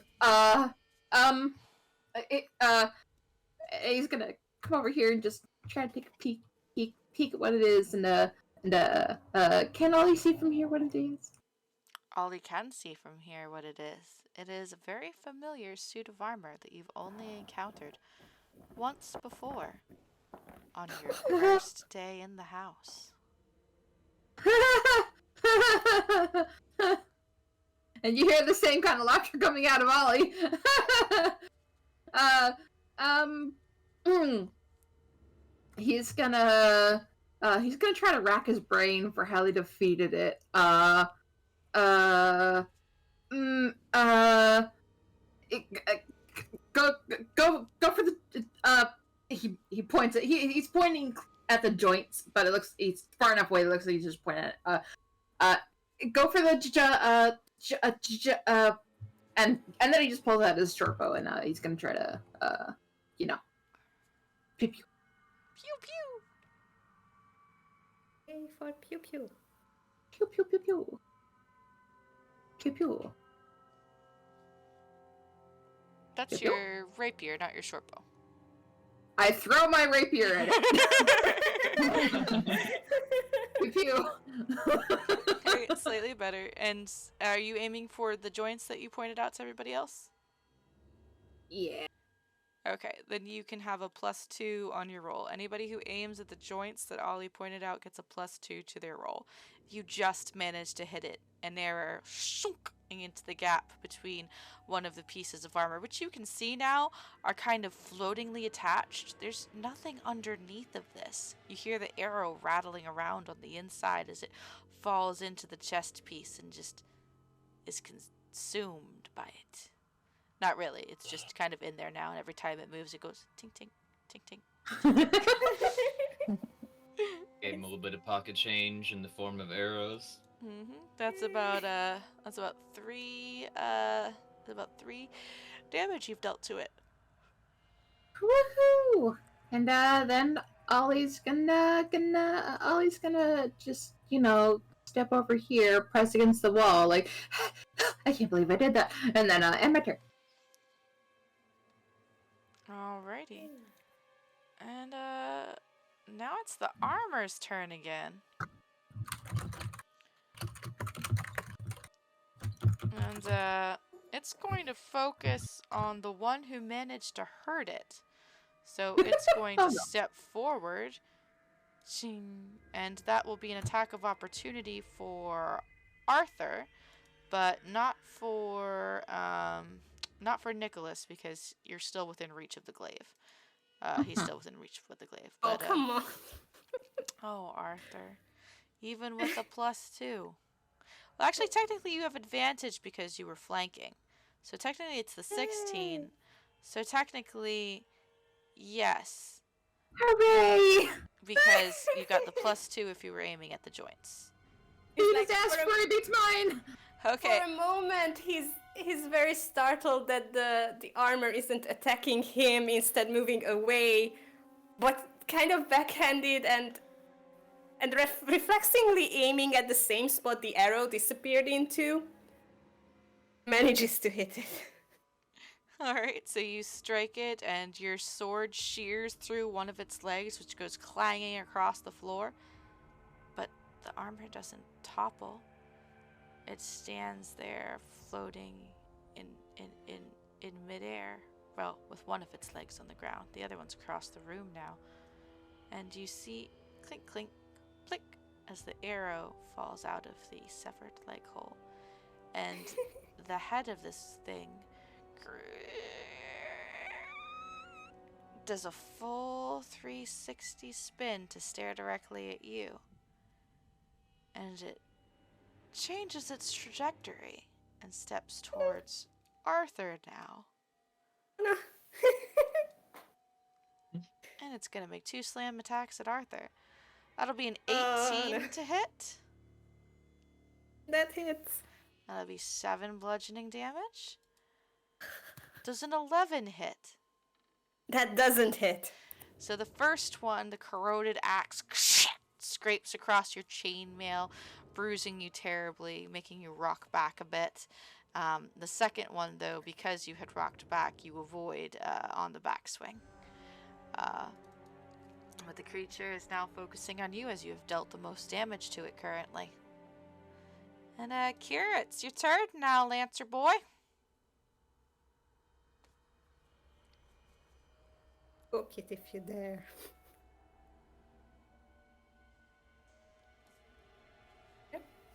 Did we lose Akira? Sorry, Just- my mic's giving me problems.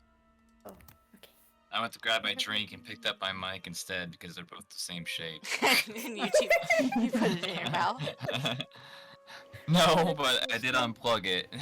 So Whoopsie. I'm trying to get it Oh. situated again. Okay, I should be good now. Yeah, I'm going to try to stab it with my lance. In the joint, yeah, right where the neck would be. Mm-hmm. Oh yeah, that was juicy. Excellent. So you step forward and you jam your lance into the gap between the helmet and the armor itself, and with a pop, clang, clang, clang, clang, clang, clang, clang, clang, clang, clang, clang, the armored head comes off and crashes step by step down the stone stairs, rolling past Ollie and hitting Gan in the foot before continuing its downward spiral till it reaches the floor below. And the suit of armor still stands one-legged there before you.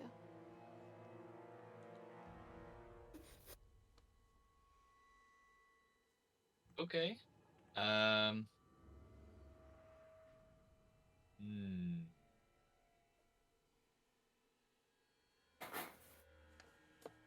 Yeah, that's. I'm just gonna end my turn there. Okie dokie. Hey, Gan, it's your turn. Its head just rolled past you. How many more of these joints do we have to shoot out? I'm gonna pull out my crossbow and take aim. Until it doesn't have any left. Okay. So yeah, I guess I'll aim at one of the arm joints. Hey! Yay! Keep at it until it stops moving. All right. And Gan, how do you want to do this? Woo! Alright. Tis but the flesh wound. You also, by the way, had the kill on the last monster too. You shish Oh my kebabbed gosh. it with an arrow. Oh, okay. I'll have to listen to that later. That sounds great. Yeah, so I guess he just kind of starts shooting wildly. He's like, alright, no more of this. Die, die, die, die. And he just shoots out the last joints and watches it crumple.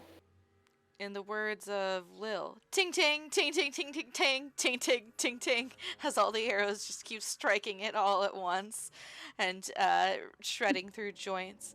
And it finally, piece by piece, as you watch, collapses to the floor. Until the last piece standing is the leg, which rears itself back as if to try to kick at Arthur before the very last arrow takes it out at the knee joint and it crumples to the ground. Oh, I need those back. Shit. Excuse me, Kira, excuse me. Oh, I need those. And start gathering up crossbow bolts. I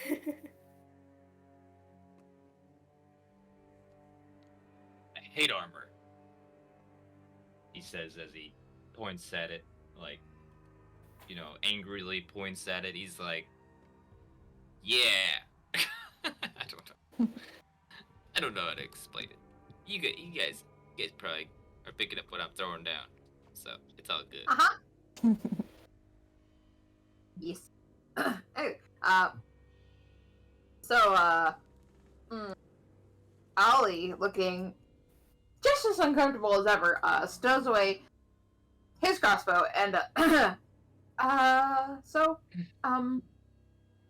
maybe we should go back down? Maybe? Don't be such a coward.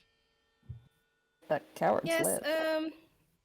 it's not cowardly to be apprehensive about this place, but since we seem to have neutralized this threat, I think we should remain on this floor. Lower ones can can be more dangerous, in my opinion.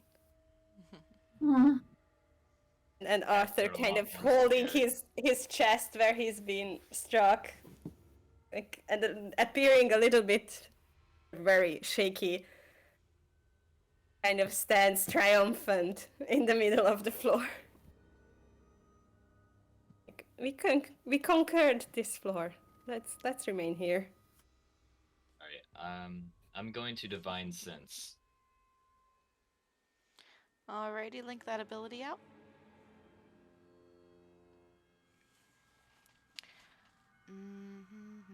Open your awareness. Location of any celestial fiend or den within 60 feet of you that is not behind total cover. Alright. So go ahead and roll a Constitution saving throw.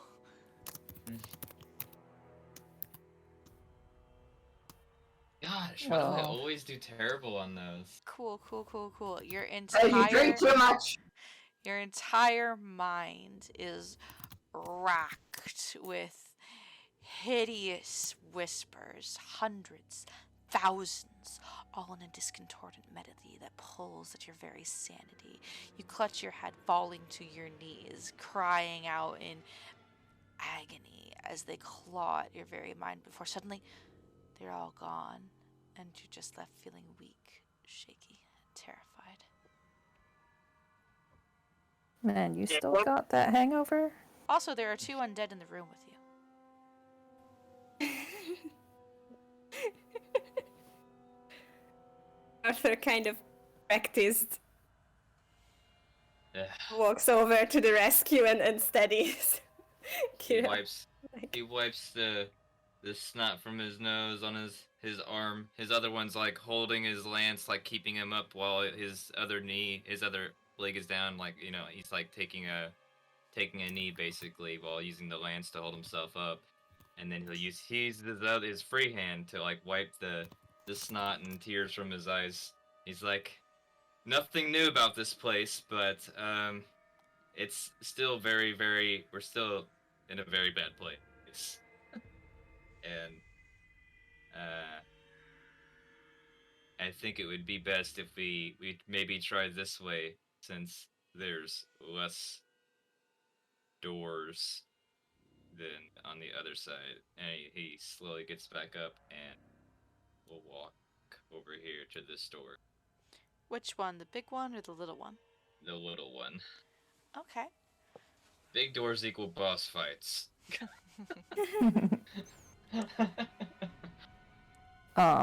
Gun is gonna turn to Ollie real quick and just be like, you know, I liked that advice you gave. If you could be a bit quicker off the bat, though. And I'm gonna give him the vigilant blessing now. Ollie just looks over at God and just, yeah, and gives him a shaky thumbs up. You're good. We got this. We got this together. Here's also going to. Oh, go ahead. I was just gonna say, and then Ollie just admits to God quietly, I was only up here once before, with my party the first time I came into this house, so, sorry if I'm not much of a help.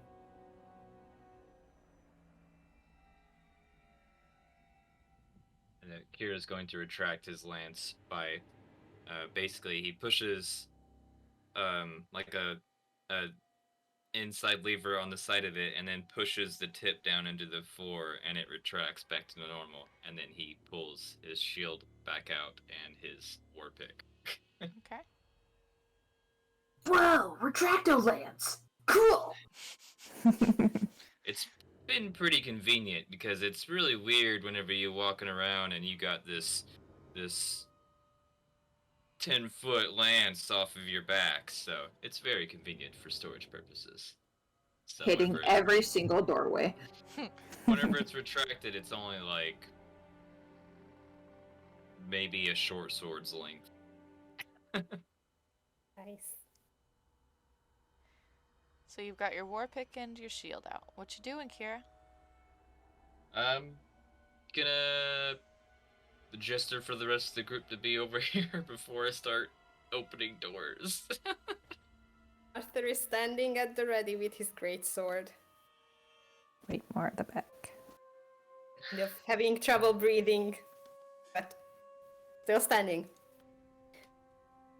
Here, it gives Arthur a pat on the back. All right. What's Vaughn doing? I'll probably step up. Sorry, I've been quite distracted on my end. Also, time check. Yep. I see it. Okay, just making sure. Yep, we have 19 more minutes. Oh, okay. I thought this ended at 7:30. My bad. No, we end at 8 o'clock, and the next one starts at 8:30. Oh, okay. I got My 30. bad. I got 30 minutes to go pee after 8 o'clock. Okay. And we are trying to go towards what door? The small door that The Kira's small door. currently in front of. Yeah. This one. I'll step over here then, between Arthur and Gon. Okay. Good, Gon, good. look how many That's where I wanted brownies. you to go. Excellent. What? I'm sorry, You're a what? good meat shield, is what he said. All He right. left a gap for you. Remember this other one in the heavy armor. Yeah. Alrighty. Alright, I'm going to open up the door now. Slowly. Like, I want to be, like, kind of... not really stealthy, because my character doesn't really do stealth at all. But, you know, I'm not going to just fling the door open. So We're ready. you reach out and grasp the handle. It's cool to the touch, covered in a layer of dust that must be decades old. You turn it and you hear the bolts creaking and groaning underneath your grasp as you do so. Click.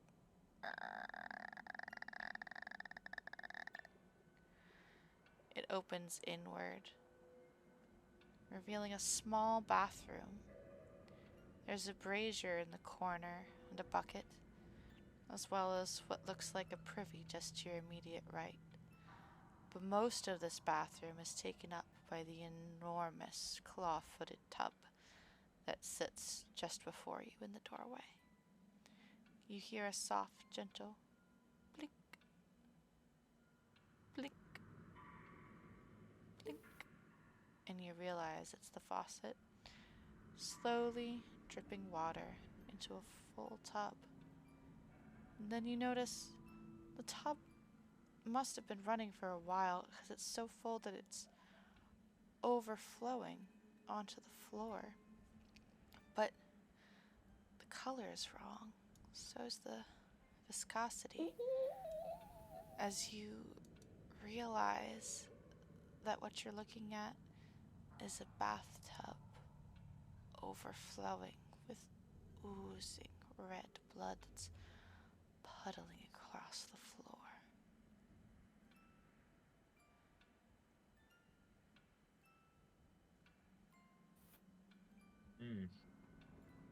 That's pretty gross.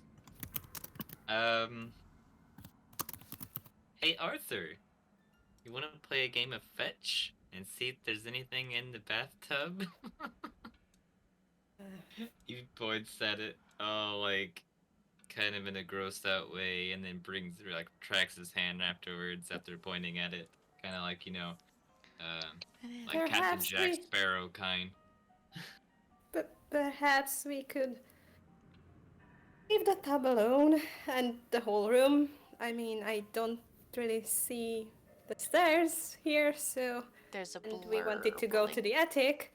Noise And, as a large bubble forms on the surface tension of the tub of blood, expanding and then popping loudly, splattering several of the walls with small flecks of the viscous fluid. And there, reaching upwards, is a small hand from Close this door.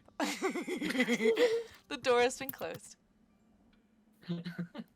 Yeah, you're right. I don't think we need to go in there. um, what door do you guys want to try next? Arthur kind of turns around and stares at the big double doors. If we are prepared, my bet is on this one. Kind of gulps almost as loudly as the bubble popping sound was. There's a small sloshing sound from beyond the door you turned your back on. And then silence. Does anybody have a skeleton key? Lock it. Ollie kind of raises his hand a little. Not a key necessarily. Can you lock it, please?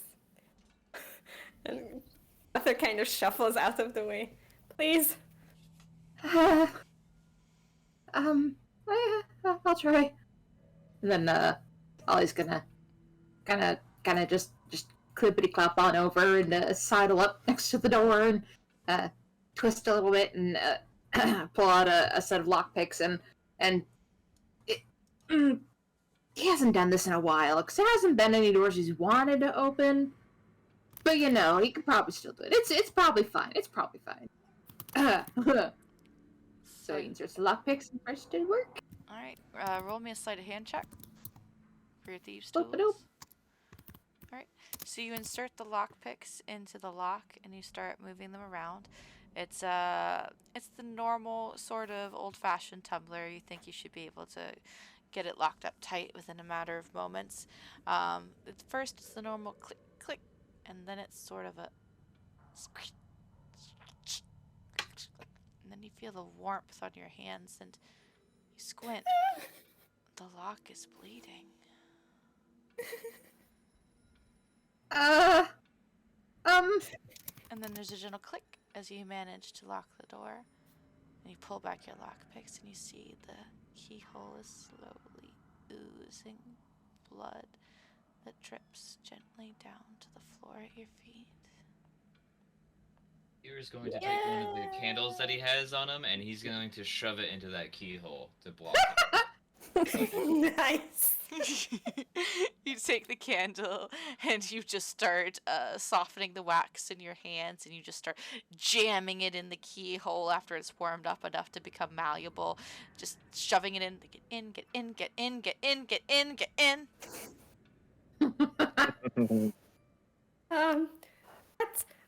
Let's move. Yeah, let's move. And Yeah. Arthur is kind of scrambling to open up the double doors. Okay. Yeah, Ollie with blood all over his hands is just gonna help. Get the door open. Open. Alrighty. Let me just check something real quick. Good job, Ollie. And then Kira pats Ollie on the back while wiping the blood on his hand off on Ollie's back. God. It's clear Ollie doesn't know about this because he's not in a ball on the ground crying. No, of course not.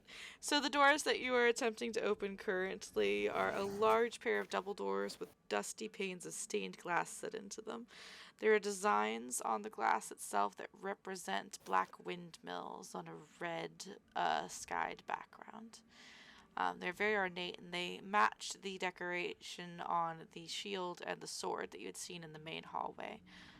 They, although very dusty and dirty, do not appear to be broken. Let's see here. This looks promising. Oh. Yeah, against Ollie's better judgment. Sorry. Yeah, go ahead. Against Ollie's better judgment, he's gonna charge into the room and start wiping his hands off on the bear. Kira follows immediately and drops the wood cake on the bear's head. There's a Get dull thunk. Get it off. Arthur kind of hovers with one of his hands on Ollie's shoulder and his other holding his sword ready. In case the bear tries to swipe at Ollie.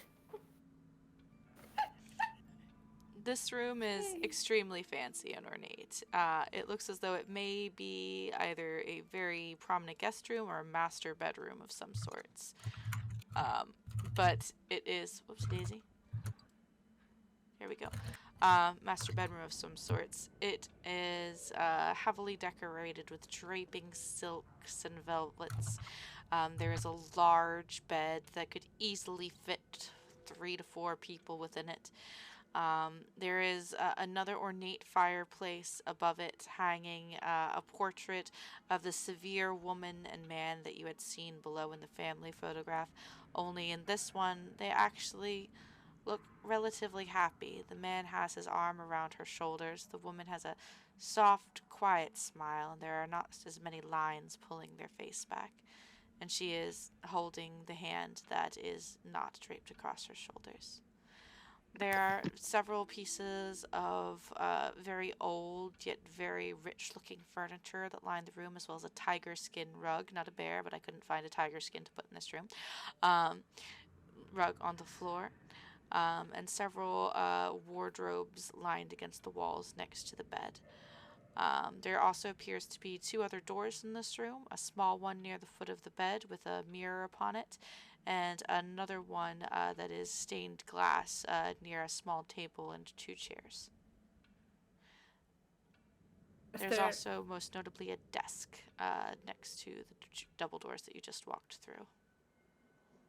After noticing the small door with the mirror kind of storms over and thinking that it might be another cloakroom or closet or something, kind of yanks the door open and steps into around at height into the darkness, into that room. Alrighty, you attack the darkness. Okay, you storm over to this closet, and you yank the door open. The mirror rattles as you do so and stab into nothingness. There are rows of hangers here that may have held great robes or silks at one point, but they are currently empty, some broken and dashed across the floor, as if whoever lived here took them in a great hurry. It is choked with dust, and your stab actually rustles some cobwebs winding it around your paw and your sword. So when you pull it back, it's sticky with thick, viscous white spider webs. Nice. And in fact, spider webs and dust choke most of the fineries in this room. Ollie, Check has this the table out. room ever changed? Sorry, has the room ever changed while you stayed in it? You said that wolf den looking color was where you stayed for a long time, and it hasn't hurt you before. So, Ollie finally has gotten most, if not all, of the blood off of his hands and stands up, tugging the equally clean-ish tools away. Dusting, he kind of just folds his arms again and looks over at Arthur and responds, I haven't been on this floor since the first time I entered this house. It looks the same as it did back then. If there's one thing... No, don't worry about that. I'm curious if a room ever changed while you were in it. Oh, The turn of the day or such. The answer is no. It has never shifted while you were physically in the room, only repairing damages to itself, but never changing while you were there to see it.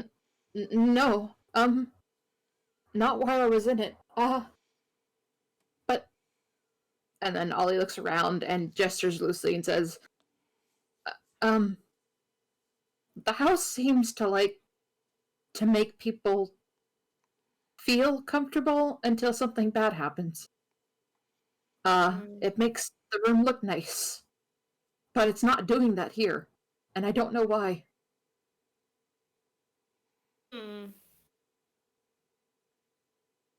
I suggest that we check out this room and perhaps stay here and rest. Or should we push on? Maybe. Ollie's gonna take a look around and see what death and horrors await here. That'll be investigation checks for anybody investigating the room. I'm investigating the desk here specifically. I was going Investigating for the what? desk. He was going for the desk. Oh, okay. Yeah, I guess Ollie's gonna look at the fireplace. I'll probably just kind of stay vigilant and keep an eye out for anything that is a potential threat, including the tiger skin rug. Arthur is very preoccupied by the closet, kind of taking off the cobwebs and just brushing Dragons. everything. Sort of unconsciously trying to make sure there isn't a hat in there, and also cleaning up as if preparing to take that room for himself for the night. Are you gonna sleep in the closet? Arthur It's needs to come out of the closet. Easy to. It's nice and easy to protect himself in there. Sorry, what? That was just Austin probably ordering something. Yeah, ignore it, please. So, yeah, it's very invitingly small and easily defensible, and Arthur is kind of at the end of his rope mentally still. Okie dokie. Nicholas, go ahead and roll your investigation check. AKA Vaughn. I think he was just guarding the door. Oh, he's just guarding the door? Okie doke. Yeah, that's what he said. He said he was being vigilant and making sure nothing. Yeah, being dangerous was vigilant coming with the perception check, I'll do that. Okie dokie. Alrighty, so most of you don't find anything much of use at all. Or anything that's going to kill you though either. And most notably, you who have been here the longest do not find anything that wants to kill you, Ollie. Everything seems okay. The couch is covered in dust. When you poke it, small poofs of it puff up, but unless the house plans on killing you through allergies, that's probably fine. There's a moldering book that's resting on the bed, but when you touch it, it disintegrates beneath your fingers, long since rotted out and completely indiscernible. Most of the dressers do not contain anything but the sparest bits of clothing, long rotten and worm-eaten away through the decades, perhaps the centuries. And you don't seem to find anything odd. And then you're about to turn back and tell everybody that it's all right when you hear a clink, clink, clink, clink, clink. And then the jewelry box on the desk pops open. A tiny pair of dancers, all dressed in black, their faces, those of grinning skeletons, pop up from its innards and begin spinning slowly together as the music box plays a soft, somber tune. And that's where we're going to end for the night. Hooray! Woo! I love tonight. This is great. Thank you. Anytime. Well, thank you all for that was weird. Thank you all for coming tonight. I hope it was sufficiently spooky. And I am glad that you had fun with the playing. So now there's going to be a 30-minute recess while I go to the bathroom and get something to drink because I am out of Pepsi. And then I will be back in 30 minutes at 8:30 to play session number 2 with group number 2, my slasher squad. From those of us here in Scooby Gang, we wish you a good evening and thank you for sticking with us through all these hijinks tonight. We will see you 2 Sundays from now. Good night. Night. Night. Good night. Night.